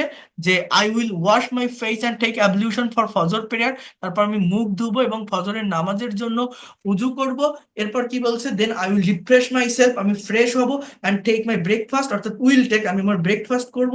Then I will get ready to go to office at 9:30 AM, আমি 9:30টার দিকে অফিসে যাওয়ার জন্য রেডি হব। Then then I will start my work, আমি আমার কাজ শুরু করব। এই ডুইংটা এখান থেকে কেটে দিবেন, আহ, ওটা হবে না। Then I will take lunch at 2 PM, আমি 2টায় লাঞ্চ করব। অর্থাৎ ইন ফিউচার, অর্থাৎ ভবিষ্যতে কেউ কোনো একটা কাজ করবে, হবে, যাবে, খাবে, চলবে, লিখবে, এই কথাগুলো মূলত এই জায়গাটাতে মেনশন করা হচ্ছে, তাই না? Then I will come back from office at 5 PM, তারপর আমি 5টায় আমার অফিস থেকে বাসায় ফিরবো।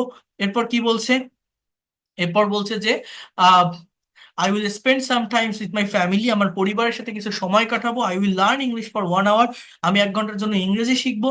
Then I will go to bed for sleeping, I will take my dinner at 10 p.m. and I will go to bed for sleeping at 11 p.m. So that's all about my tomorrow's activities, or you can say that that will be my tomorrow's activities. Thanks for patience sharing. অর্থাৎ সাবজেক্টের জায়গায় অবজেক্টের জায়গায় ইংলিশে যখন আপনি speaking করবেন, ইংলিশে যখন আপনি কথা বলবেন, কথার পরিবর্তন, কালের পরিবর্তন বা সময়ের পরিবর্তন, এই পরিবর্তনের জন্য আমাদের মূলত যে বিষয়টা শিখতে হবে, যে বিষয়টার উপর ফোকাস দিতে হবে, সেটা হচ্ছে ভার্বের উপর ফোকাস রাখতে হবে, ভার্বের ফর্মটার উপর ফোকাস রাখতে হবে, তাহলে আপনি স্পিকিং করতে পারবেন। দেখেন, ইংরেজি ভাষা কঠিন কিছু না, English is a very straight language, just you need to take some strategy, to take some technique. After that, you have to practice a lot. Practice and practice. You know that practice makes a man perfect. ইংরেজি ভাষা শেখার জন্য আহামরি ব্রেনের প্রয়োজন হয় না, rocket science লাগে না। আপনি যতই দুর্বল হন, যতই ইলিটারেট হন, যতই ডাল হন, আপনি আমার কাছে আসেন, আমি আপনাকে কথা দিচ্ছি, আমি এক্সপার্ট এবং ফ্লুয়েন্ট করে বের করব, যদি আপনি প্র্যাকটিক্যালি ল্যাঙ্গুয়েজটা শিখতে পারেন। অর্থাৎ আমি যে বিষয়গুলো দিব, অর্থাৎ দেখেন, এই যে আমি ক্লাস নিচ্ছি, আমি আপনার টিচার, এখানে অন ওয়ে কমিউনিকেশন হচ্ছে, কথাটা বুঝবেন। বাট এটা সায়েন্স না, এটা ম্যাথ না যে অন ওয়ে কমিউনিকেশনের মাধ্যমে এটা শেখা যাবে। অর্থাৎ আমি পড়ালাম, আপনি মনোযোগ দিয়ে শুনলেন, শিখলেন, যা যা বললাম সবই কিন্তু শিখলেন, বুঝলেন, বাট বুঝে লাভ হবে না, কারণ এটা একটা ভাষা। একটা ভাষা শিখতে গেলে টু ওয়ে কমিউনিকেশনের দরকার। অর্থাৎ এই যে বিষয়গুলো আমি পড়ালাম, এই জায়গায় একজনের একটা স্যাম্পল অ্যান্সার দেওয়া আছে। এখন আপনি প্রতিদিন কোন কাজগুলো করেন, আপনি গতকাল কি করেছিলেন, আপনি আগামীকাল কি করবেন, এই কথাগুলো যদি আপনার এক্সপিরিয়েন্স থেকে আপনি ব্যাখ্যা করতে পারেন, আপনি এক্সপ্লেইন করতে পারেন, আপনি যে কাজটা করেন সেটা নিশ্চয়ই এটার সঙ্গে মিলবে না, তো সেইটাকে যদি সাবজেক্টের পরে বসাতে পারেন ভার্ব হিসাবে, ভার্ব দুদিন একটা ভার্ব আপনি নিয়ে আসেন, দেখবেন অবজেক্ট অটোমেটিক্যালি চলে আসে। অর্থাৎ এই জায়গাগুলো আমি টিচার, আমি করাচ্ছি, বাট আমি করালে কোনো লাভ হবে না, এগুলো আপনাকে করতে হবে। যদি মনে হয়, যদি ভালো লাগে, এগুলো ইফেক্টিভ বা কাজে লাগার মতো, পারলে এগুলো স্ক্রিনশট দিয়ে নেন, নিজের মতো করে 3টা টাইম মেনটেন করে, একটা না 3টা time, present past future maintain করে প্রেজেন্টেশন দেওয়ার চেষ্টা করেন, নিজে কথা বলেন, দেখবেন দ্রুত ডেভেলপ করতে পারবেন। কারণ ভাষা শিখতে গেলে নিজেকে কথা বলতে হবে, ইউ হ্যাভ টু স্পিক, আপনার মুখ দিয়ে কথা বের করতে হবে। কারণ আপনি একটা ল্যাঙ্গুয়েজ শিখছেন, ভাষা শিখছেন, আপনি যদি কথা বলতে না পারেন, আপনি যদি স্পিকিং করতে না পারেন, আপনার ব্রেইনে যদি ইংলিশের একটা এনভায়রনমেন্ট ক্রিয়েট করতে না পারেন, আমি যাই পড়াই না কেন, যত ভালো বুঝাই না কেন, বা যত ভালো টিচার আপনার ক্লাস নিক না কেন, হাজারটা ক্লাস করে কোনো লাভ হবে না, যদি না আপনি কথা বলেন, আপনার মুখ দিয়ে যদি কথা বের না করেন। আমার পেইড কোর্সের স্টুডেন্টদের বেনিফিট হচ্ছে এইটাই। অনেকে বলে আপনার ফ্রি কোর্স আর পেইড কোর্সের পার্থক্য কি? ফ্রি কোর্সে তো আপনি ফুল টাইম দিয়ে পড়ান, ফুল ইফোর্ট দিয়ে পড়ান, বাট ফ্রি কোর্সে তো আমি আনমিউট করে দিতে পারি না ওইভাবে, তাহলে সবাই একসাথে কথা বলে ওঠে। বাট পেইড কোর্সে কম স্টুডেন্ট থাকে, সেখানে আমি স্টুডেন্টদের কাছ থেকে স্পিকিং টেস্ট নেই, সেখানে ভুল হলে আমি ধরাই দেই। অর্থাৎ আপনাকে কথা বলতে হবে, এইটা হচ্ছে পেইড কোর্সের বেনিফিট। বাট আপনারা তো আমার পেইড করছেন না। পেইড কোর্সে থাকলে আমি আপনাকে এগুলো দিতাম, আমি বলতাম নিজের মতো করে তৈরি করতে, সেখানে যে ভুলটা হতো আমি ধরাই দিতাম, বা একটা নর্মাল সেন্টেন্স হলে সেটাকে কিভাবে স্ট্যান্ডার্ড মানে করা যায় প্যারাফ্রেজের মাধ্যমে, সেগুলো আমি বলে দিতাম। বাট এখানে তো আমি আপনাকে চিনি না বা জানি না, ওইভাবে বোঝাতেও পারবো না। যারা পেইড কোর্স করে তারা এমনিতেই করে, তো এখানে আমি ওইভাবে বোঝাতে পারবো না। বাট যদি আপনার মনে হয় যে এই জিনিসগুলো ইফেক্টিভ বা কাজে লাগার মতো, নেওয়ার মতো, তাহলে আপনারা এটা স্ক্রিনশট দিয়ে নিন, নিজের মতো করে একটু করার চেষ্টা করবেন, দেখবেন অনেক অনেক বেশি ডেভেলপমেন্ট এই জায়গা থেকে পাবেন।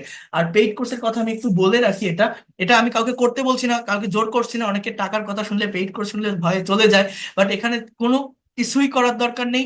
কারণ আমার পেইড কোর্স যারা করে, আমাকে যারা চেনে, তারা এমনিতেই চেনে, তারা এমনিতেই ভর্তি হয়ে যায়। আমার ইউএসএ থেকে, ইউকে থেকে, কানাডা, হংকং, সাইপ্রাস থেকে অনেক প্রবাসী স্টুডেন্টও আছে যারা পার্সোনাল ক্লাস করে, প্লাস ব্যাচে পড়ে। ইন্ডিয়ান অনেক স্টুডেন্ট আছে, এবং বাংলাদেশ থেকে আমার এই 59তম ব্যাচ চলতেছে, যারা এই কোর্সের আগের মাসে আমার ফ্রি ক্লাসগুলো করেছিলেন, ফ্রি কোর্সটা করেছিলেন, বা টাকার জন্য বা সময়ের প্রবলেমের জন্য পেইড কোর্স করতে পারেননি, তাদেরকে আমি জানিয়ে রাখছি যে এই মাসের আজকে 4 তারিখ, মানে 3 তারিখ গেল, আজকে 4 তারিখ পড়ে গেছে অলরেডি, বাট 10 তারিখ থেকে পেইড কোর্সের নতুন একটা ব্যাচ শুরু হবে। অর্থাৎ এই অক্টোবরের 10 তারিখ, অর্থাৎ আগামী বৃহস্পতিবার থেকে আমাদের পেইড কোর্সের নতুন একটা ব্যাচ এর ক্লাস শুরু হবে। এটা 3 মাসের কোর্স, 2000 টাকা কোর্স ফি, যে কোনো বয়সের যে কেউ করতে পারবেন। যারা আগের ফ্রি ক্লাসগুলো করেছেন বাট পেইড কোর্সে ভর্তি হতে চাননি, লাস্টের দিকে ভর্তি হওয়ার চেষ্টা করেছেন, সিট পাননি, তারা এটা হতে পারবেন। আহ দ্রুত সময়ের ভিতরে ভর্তি হয়ে যাবেন, 10 তারিখ থেকে ক্লাস করতে পারবেন। আর যারা এখানে ফ্রি ক্লাসগুলো করছেন, আজকে আমাকে নতুন দেখছেন, তারা এই ফ্রি ক্লাসগুলো করতে থাকেন। এখানে আমি আবারও বলছি, একটা দুইটা তিনটা ডেমো ক্লাস নিব না, একটা কোর্সের মতো করে ধারাবাহিকভাবে অনেকগুলো ক্লাস আপনি পাবেন। বাট দেখেন, পার্থক্য এইটাই, ফ্রি ক্লাসে ওই ধরনের অ্যাকচুয়াল বেনিফিটটা আসে না, কারণ আমি আপনাদের কাছ থেকে পড়াটা নিতে পারি না, আমি আপনাদের ওইভাবে চিনি না, মিউট করে ক্লাস নিতে হয়, লাস্টের দিকে হয়তো আনমিউট করে সবার কাছ থেকে উত্তর নিতে পারি। বাট পেইড কোর্সে যারা আসে সেখানে প্রতিটা ব্যাচে 30 জন স্টুডেন্ট থাকে, ওয়ান টু ওয়ান কমিউনিকেশন হয়, কনভারসেশন হয়, সবগুলো বিষয় আমি ভালোভাবে স্টুডেন্টদের কাছ থেকে নিতে পারি, তাদের ল্যাঙ্গুয়েজ ক্লাব থাকে, আমার অধীনে থাকে, তারা প্র্যাকটিস করে, সেখানে ভুলটা হলে আমি ধরাই দিই। অর্থাৎ টিচার ক্লাস নিলে হয় না, আপনি যদি প্র্যাকটিস না করেন, আপনি যদি কথা না বলেন, কখনোই ডেভেলপ করতে পারবেন না। আমি তো এতক্ষণ দেখালাম ইংরেজি শেখার জন্য কি করা লাগবে, কি জানা লাগবে, কি পড়া লাগবে। এবার আমি একটু পেইড কোর্সের ডিটেলসটা বলি, আমি কাউকে করতে বলতেছি না, বাট যদি একটু কোর্সের প্ল্যানটা আপনারা জানেন, একটু বোঝেন যে এই লোকটা যে পড়ায় তার স্টুডেন্টদেরকে কিভাবে পড়ায়, কোন ওয়েটা মেনটেন করে পড়ায়, শুধু এইটা জেনে যান, আপনাদের কাউকে কোর্স করতে হবে না, জাস্ট এইটা জানলেও আপনারা নিজের মতো করে এই ল্যাঙ্গুয়েজটাকে আপনার ব্রেনে সেট আপ করতে পারবেন বা ডেভেলপ করতে পারবেন। জাস্ট একটু দেখার চেষ্টা করেন, এইখানে আমার যে পেইড কোর্সটা আছে সেটা হচ্ছে এইভাবে গুগল মিটের মাধ্যমে ক্লাস নিয়ে থাকি। ক্লাসের ডিউরেশন 1 ঘন্টা, সপ্তাহে 4 দিন ক্লাস হবে আমাদের। নতুন যে ব্যাচ, সেই ব্যাচের ক্লাসগুলো হচ্ছে রবি মঙ্গল বৃহস্পতি শুক্র, সপ্তাহে এই 4 দিন ক্লাস হবে। 3 মাসের কোর্স, within 3 month you will be expert and fluent in English, যদি আপনি রেগুলারিটি মেনটেন করে ক্লাস করেন। বাট যারা 3 মাসের ভিতর কভার করতে পারবেন না, যাদের আরো বেশি সময় লাগবে, তারা সময় নিতে পারবেন। আপনি যত দিন না পর্যন্ত এক্সপার্ট এবং ফ্লুয়েন্ট হবেন, আপনি আমার কাছে থাকতে পারবেন, তার জন্য আলাদা কোনো টাকা দিতে হবে না। টোটাল কোর্স ফি হচ্ছে 2,000 টাকা, 1,000 টাকা অ্যাডভান্স করে ক্লাস শুরু করতে পারবেন, এবং এই কোর্সটা যে কোনো বয়সের যে কেউ করতে পারবে, সেইভাবেই ডিজাইন করে, এবং আপনার স্ব সেক্টরে আপনি কাজে লাগাতে পারবেন। এই যে আজকে যে সম্পূর্ণ ক্লাসটা নিলাম, যারা করেছেন প্রথম থেকে শেষ পর্যন্ত, তারা জানেন যে আমি কতগুলো বিষয় নিয়ে আলোচনা করলাম। সো এই কোর্সটা, আপনি স্টুডেন্ট হন, house wife, teacher, officer, job holder, freelancer বা ইমিগ্রান্ট, যে কেউ করতে পারবেন। ইভেন যারা আইএলটিএস এর প্রিপারেশন নিচ্ছেন, আমার এই কোর্সের ভিতরে আইএলটিএস এর অনেকগুলো সেশন থাকবে। ইভেন এই কোর্সটা আমি এমন ভাবেই ডেকোরেট করেছি বা সাজিয়েছি, ডিজাইন করেছি, সেটা হচ্ছে আইএলটিএস এর এক্সাম এই কোর্সটা করে আপনি দিতে পারবেন, আলাদা কোনো কিছু পড়া লাগবে না। সেভাবেই আমি এটাকে ডিজাইন করেছি, যারা এটা করতে চান তারা করতে পারবেন। এবং এই কোর্সের প্রতিটা ব্যাচে মেইনলি আমি একটু বলে রাখি, প্রত্যেকটা মেইন ব্যাচে আমার 30 জন করে স্টুডেন্ট থাকবে পেইড ব্যাচে। প্রত্যেকটা ব্যাচ এই সন্ধ্যা বা রাতে হয়, যাতে করে স্টুডেন্ট, চাকরিজীবী বা অন্য পেশার মানুষেরা সময় বের করে ক্লাসগুলো করতে পারে। অর্থাৎ নতুন যে ব্যাচটা, সেটা এই রাত 10টাতেই হবে, আগামী 10 তারিখ থেকে। আগামী 10 তারিখ আহ রাত 10টায় নতুন ব্যাচের ক্লাস শুরু হবে, পেইড ব্যাচের। আর এই ফ্রি ক্লাসগুলো থাকবে আপনাদের। আর প্রত্যেকটা ক্লাস স্ক্রিন শেয়ার করে নেওয়া হয় ওয়ার্ড বা পাওয়ার পয়েন্ট স্লাইডের মাধ্যমে, এই যেভাবে আমি ক্লাসগুলো নিলাম, এবং ক্লাস শেষে এই ফ্রি ক্লাসেও আমি ক্লাস রেকর্ড বা পিডিএফ ফাইল পাঠিয়ে দিব। পেইড কোর্সে যারা আসবেন, তারাও প্রিমিয়াম ক্লাস রেকর্ড এবং পিডিএফ ফাইল পাবেন, যেগুলো সারা জীবন আপনার কাছে থাকবে, আপনি রেখে দিতে পারলে। এবং কেউ যদি কোনো ক্লাস মিস করেন, পরবর্তীতে দেখে নিতে পারবেন। এবং এই কোর্সটা কিন্তু আমি, যারা একদমই দুর্বল তারাও করতে পারবেন, অর্থাৎ একদম বেসিক থেকে শুরু করে অ্যাডভান্স লেভেলের প্রত্যেকটা টপিক আমি পড়াবো। একজন স্টুডেন্ট শুধু স্পোকেন নয়, সম্পূর্ণ ইংরেজি ভাষাটা যাতে নিজের আয়ত্তে আনতে পারে, সেইভাবেই এই কোর্সের প্ল্যানটা সাজানো। এবং এই কোর্সটা থেকে টোটাল ক্লাস পাবেন আপনি 70টা। এখানে হিউজ ক্লাস, আপনি ইমাজিন করতে পারবেন না। যে কোনো অনলাইন কোর্সে আপনি যান বা পেইড কোর্স দেখেন, 20টা, 25টা, 35টা, তার বেশি ক্লাস আপনি কোথাও পাবেন না। বাট আমি, আপনি যতদিন না পর্যন্ত এক্সপার্ট এবং ফ্লুয়েন্ট হবেন, আমি আপনাকে শেখাতে থাকবো, পড়াতে থাকবো, এতটুকু আমি অ্যাসিওর করতে পারি। ল্যাঙ্গুয়েজ ক্লাব পাবেন, স্পিকিং প্র্যাকটিস করার হিউজ সুযোগ পাবেন, একটা ওয়েল এনভায়রনমেন্ট পাবেন, টিচারের অধীনে থেকে ডেভেলপ করতে পারবেন। এবং এই জায়গায় আমার যে কোর্সের প্ল্যানটাকে, এইটা আপনাদের আমি দেখতে বলছি, দেখেন, প্রথম 10টা ক্লাস আমি বেসিক গ্রামারের উপর নিয়ে থাকি। এগুলো কিছু কম্পালসারি গ্রামাটিক্যাল টপিকস, যেটা করলে আপনি দ্রুত ল্যাঙ্গুয়েজটাকে ডেভেলপ করতে পারবেন। অর্থাৎ আমি যদি শুধু স্পোকেন করাই, আমি যদি আপনাকে বলি যে এইটা প্লাস এটা প্লাস এটা এরকম হয়, এই যে হাজারো সেন্টেন্স তৈরি করতে পারবেন, তাহলে কি হবে জানেন? আমি যতটুকু শেখাবো, আপনি ততটুকুর ভিতরেই সীমাবদ্ধ থাকবেন। যখনই নতুন একটা ইংলিশ সেন্টেন্স আপনাকে লিখতে বলবো বা বলতে বলবো, আপনি পারবেন না, আপনি বিভিন্ন জায়গায় কনফিউশন ফেস করবেন। বাট আপনি যদি বেসিক গ্রামারটা জানেন, তাহলে আপনার বেনিফিটটা হচ্ছে আপনার ক্রিয়েটিভ পাওয়ারটা বাড়বে। আপনি ইনস্ট্যান্টলি একটা প্রেজেন্টেশন দিতে পারবেন, ভাইবা ফেস করতে পারবেন ফ্রি হ্যান্ডে, আই মিন উইদাউট কনফিউশন, আর undoubtedly you will be able to write any kinds of paragraph, CV, report, blog, dialog, any kinds of things you can be able to do it. But আমি যদি শুধু এরকম rules শেখাই যে এটা plus এটা এরকম হয়, যেমন লেগে থাকো তুমি জিতবে, keep staying you will win, হাসতে থাকো তুমি সুখী হবে, keep smiling you will be happy, তাহলে তুমি যেতে থাকো আমি পরে আসবো, keep going I will come later, নামাজ পড়তে থাকো সকল সমস্যার সমাধান পাবে, keep praying, you will get the solution of all problem. তাহলে আমি একটা করলাম, বাকিগুলো আপনারা করেন। অনেকে এগুলো খুব এনজয় করে, ভালো ভাবে কত সুন্দর ইংরেজি শিখতেছি, বাট এগুলো থেকে ওইভাবে অ্যাকচুয়াল বেনিফিটটা আসে না।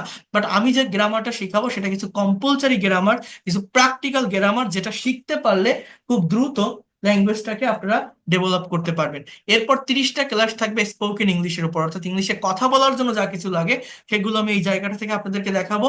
I mean whatever you think in Bengali you will be able to expert and fluent in English.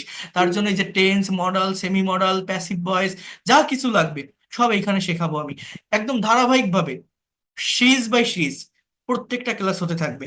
এরপর স্পোকেনটা কভার করার পর 40 থেকে 50 নাম্বার এখানে 10টা মাস্টার্স ক্লাস আছে ফ্রি হ্যান্ড রাইটিং এর উপর, যেটা করতে পারলে within very short time Yule be expert in writing. যারা আইএলটিএস এর রাইটিং নিয়ে প্রবলেম ফেস করছেন, যারা বিভিন্ন মাল্টিন্যাশনাল কোম্পানিতে জব করছেন, যারা বিভিন্ন পাবলিক বা প্রাইভেট ইউনিভার্সিটিতে পড়াশোনা করছেন, ইংলিশে লিখতে পারেন না, বা যারা হাউস ওয়াইফ আছেন, টিচার, অফিসার, ফ্রিল্যান্সার, যারা ইংলিশে ফ্রি হ্যান্ডে ব্লগ তৈরি করতে পারেন না, একটা গিগ তৈরি করতে পারেন না, এই লেখার ক্ষেত্রে যে প্রবলেমগুলো হয় সেটা আপনারা সলভ করতে পারবেন এই রাইটিং এর উপর। এই ফ্রি ক্লাসের ভিতরেও দুই একটা ক্লাস আছে, আপনারা দেখলে বুঝতে পারবেন যে সেগুলো কতটা ইফেক্টিভ। এরপর 50 থেকে 70 নম্বর, দেখেন এই 50টা ক্লাস হচ্ছে আমার মেইন কোর্স, মেইন কন্টেন্টের ক্লাস, অর্থাৎ এগুলো আমি এই জায়গায় বসে আপনাদেরকে নিব। এর পরের যে ক্লাসগুলো থাকবে, অর্থাৎ বাকি ক্লাসগুলো হচ্ছে আপনার জন্য, অর্থাৎ আপনাকে দিয়ে আমি তখন আর কাজ করব না, প্রতিদিন আপনাকে দিয়ে আমি থাকবো, বাট আমার অধীনে থেকে আপনাকে দিয়ে আমি প্র্যাকটিস করাবো প্রতিদিন একটা করে conversation practice, news paper translation এবং প্রেজেন্টেশন ক্লাস। সার্টেন টপিকের উপর স্যাম্পল কোশ্চেন থাকবে, অ্যান্সার থাকবে, অ্যান্সারটা আমি বুঝাই দিব, একটা সেন্টেন্সে সাবজেক্ট কোনটা, ভার্ব কোনটা, অবজেক্ট কোনটা, কোন টেন্স, কোন মডাল বা প্যাসিভ ব্যবহার করা হয়েছে, ফ্রেজ কোথায় আছে, ক্লজ কোথায় আছে, সেন্টেন্সের অ্যাকচুয়াল মিনিংটা কি, বোঝানোর পর নিজের মতো করে প্রেজেন্টেশন তৈরি করে আমাকে প্রেজেন্ট করবেন। সেখানে যে ভুলটা হবে আমি আবার ধরাই দিব। এভাবে যদি করাতে থাকে আপনি কেন পারবেন না? আপনি অবশ্যই পারবেন। অর্থাৎ আমাদের কোর্সের প্ল্যানটা হচ্ছে basic grammar, then spoken English, free hand writing, conversation, presentation, translation. So within 3 month you'll be expert and fluent in English. আপনারা জাস্ট এই ফ্রি ক্লাসগুলোই করেন, আপনার মনে থাকবে। যদি ডেভেলপমেন্ট পান, যদি মনে হয় যে আমি শিখতে পারতেছি, তাহলে আপনি, এতটুকু বলতে পারি, এই পেইড কোর্সটাতে আসবেন, আপনি দ্রুত মানে প্রফেশনালি ইংলিশটা শিখতে পারবেন। ইভেন ফ্রি কোর্সটাই করে যান, এতটুকু বলতে পারি, অনেক অনেক কিছু এখান থেকেও নিয়ে যেতে পারবেন।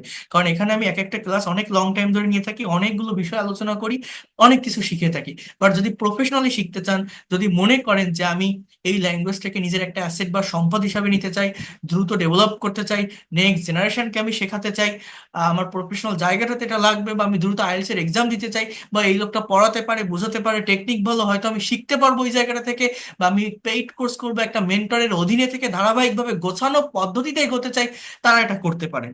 আর টোটাল কোর্স ফি 2000 টাকা। 1000 টাকা অ্যাডভান্স করেও ক্লাস শুরু করতে পারবেন, যারা পারবেন একবারে দিয়ে দিবেন, যারা পারবেন না 1000 টাকা অ্যাডভান্স করে শুরু করতে পারবেন, বাকি 1000 টাকা পরবর্তী মাসে দিলেও হবে। এভাবেও ক্লাসটা করতে পারবেন।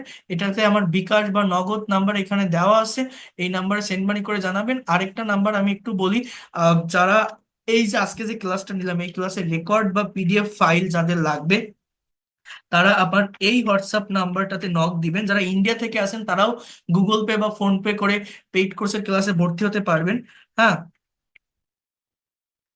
এই যে দুইটা নাম্বার, এই দুইটা নাম্বারে হোয়াটসঅ্যাপে যদি আপনারা নক করেন, তাহলে এই যে আজকে যে ক্লাসগুলো নিলাম বা ভার্বের যে ফর্মগুলো, যে পিডিএফ ফাইলগুলো, এই পিডিএফ ফাইল, ভার্বের ফর্ম, এগুলো আপনারা পেয়ে যাবেন।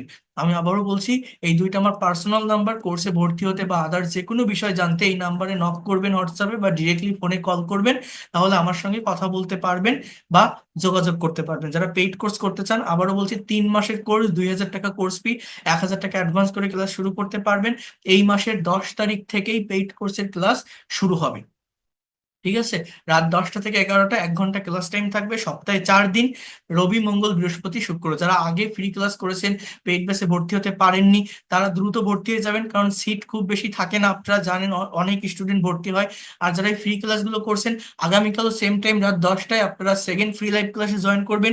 এই ক্লাসগুলো ধারাবাহিকভাবে হবে, রেগুলারিটি মেনটেন করে আমি নিব, এই ক্লাসগুলো বন্ধ থাকবে না। আপনারা প্রত্যেকেই করতে পারবেন, ভালোভাবে করতে পারবেন, ক্লাস শেষে রেকর্ড এবং পিডিএফ ফাইল পাবেন। আমি আবারও বলছি, এবং যারা পেইড কোর্সে আসবেন আমার লেখা এই বইটা আমি আপনাদেরকে প্রোভাইড করব। এই বইটা আপনার কাছে রাখবেন, এটা আমার একদম নিজের হাতে লেখা। আপনার কাছে রাখবেন এবং রেগুলারিটি মেনটেন করে আমার ক্লাসগুলো করবেন। এতটুকু বলতে পারি, আমি আমার ফুল ইফোর্ট দিয়ে আমি অনেক পরিশ্রম করে পড়াই প্রত্যেকটা স্টুডেন্টকে।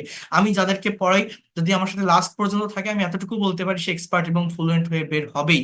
কারণ আমি অতটা ঝামেলার ভিতর যাই না, আমার হাজার হাজার লাখ লাখ সাবস্ক্রাইবার বা ফলোয়ার নেই, কারণ আমি এইটা নিয়ে পড়ে থাকি না, এইটা আমার অ্যাকচুয়াল বা মেইন বিজনেসের মধ্যে রাখিনি।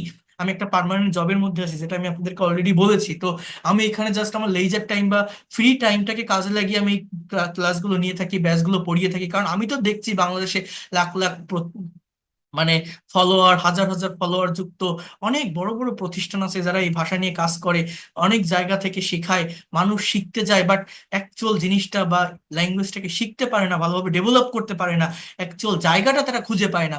তো তার জন্য আমি ফ্রি ক্লাসগুলো অ্যারেঞ্জ করি। এগুলো করলে আপনার এই ধারণাটা অ্যাটলিস্ট ক্লিয়ার হয়ে যাবে যে এই ল্যাঙ্গুয়েজটা আমি কিভাবে শিখবো, কোন জায়গা থেকে শুরু করব। আর যারা পেইড কোর্সে ভর্তি হবেন, টাকা সেন্ড মানি করার পর আমাকে জানালে আমি আপনাকে একটা আইডি কার্ড দিব এবং কোর্স শেষে আপনার সার্টিফিকেট পাবেন। এরকম একটা আইডেন্টিটি আপনার থাকবে যে আপনি আমার ব্যাচের স্টুডেন্ট, যেহেতু আপনি অনলাইনে ক্লাস করছেন। আপনার নাম্বারটা হারিয়ে যেতে পারে বা হোয়াটসঅ্যাপটা ব্যান হতে পারে, ইন কেস যদি কোনো প্রবলেম হয়, তো এই আইডি কার্ড মানে স্টুডেন্ট আইডেন্টিটি কার্ড, এটা যদি আপনি আমাকে দেখান, আমি যে কোনো নতুন ব্যাচে আপনাকে অ্যাড করে নিতে পারবো। তো একদম প্রফেশনাল ওয়েতে একটা অফলাইনের কোর্সের থেকেও আপনি বেটার কিছু এখানে পাবেন। এবং প্রতিটা স্টুডেন্টকে আমি one to one personal session নিয়ে থাকি, অর্থাৎ একটা স্টুডেন্ট কতটুকু ডেভেলপ করতে পারলো, সে কতটুকু শিখতে পারলো, এই বিষয়টার উপরেও কিন্তু আমি ফোকাস করে থাকি বা মনোযোগ দিয়ে থাকি। কারণ ব্যাসে সবকিছু কাভার করা যায় না, আপনারা জানেন। তো এই জন্য আমি এই জায়গাটাতে দেখেন, এই স্পিকিং Another টেস্ট topic গুলো, that digital Bangladesh. Speaking test গুলো কিন্তু আমি প্রতিটা স্টুডেন্টের কাছ থেকে নিয়ে থাকি, এবং আমার প্রত্যেকটা স্টুডেন্ট এই এই স্পিকিং টেস্ট গুলো দিয়ে থাকে। যে আমি মানে ইংলিশটা যে আমি শিখতেছি, Okay, বাট আমি our ডেভেলপ point করতে পারছি কিনা, এটা আপনারাও দিতে পারবেন, আমার সামনে এসে স্পিকিং টেস্ট দিতে পারবেন। যারা আইএলটিএস এর প্রিপারেশন নিচ্ছেন তাদের জন্য এটা অনেক বেশি ইফেক্টিভ হবে। এগুলো আমার ইউটিউব চ্যানেলে অনেকগুলো আছে, আপনারা দেখলে আমি লিংক পাঠিয়ে দিব, দেখলে আপনারা বুঝতে পারবেন যে আপনারা কত দ্রুত এই জায়গাটা বা এই ভাষাটাকে ডেভেলপ করতে পারছেন। Actually, in order to তো আমি maintain আপনাদেরকে এতটুকু বলতে পারি the যে ফ্রি ক্লাসগুলো অ্যাটলিস্ট করেন, অনেক কিছু এখান থেকে নিতে পারবেন, অনেক কিছু আপনারা শিখতে পারবেন। So that's all for today. ভালো থাকেন সবাই, good night to all of you, এবং আগামী ক্লাসে আপনারা সেম টাইমে জয়েন করবেন। এখন কারো কোনো কোশ্চেন থাকলে আপনারা সেটা করতে পারেন, আমি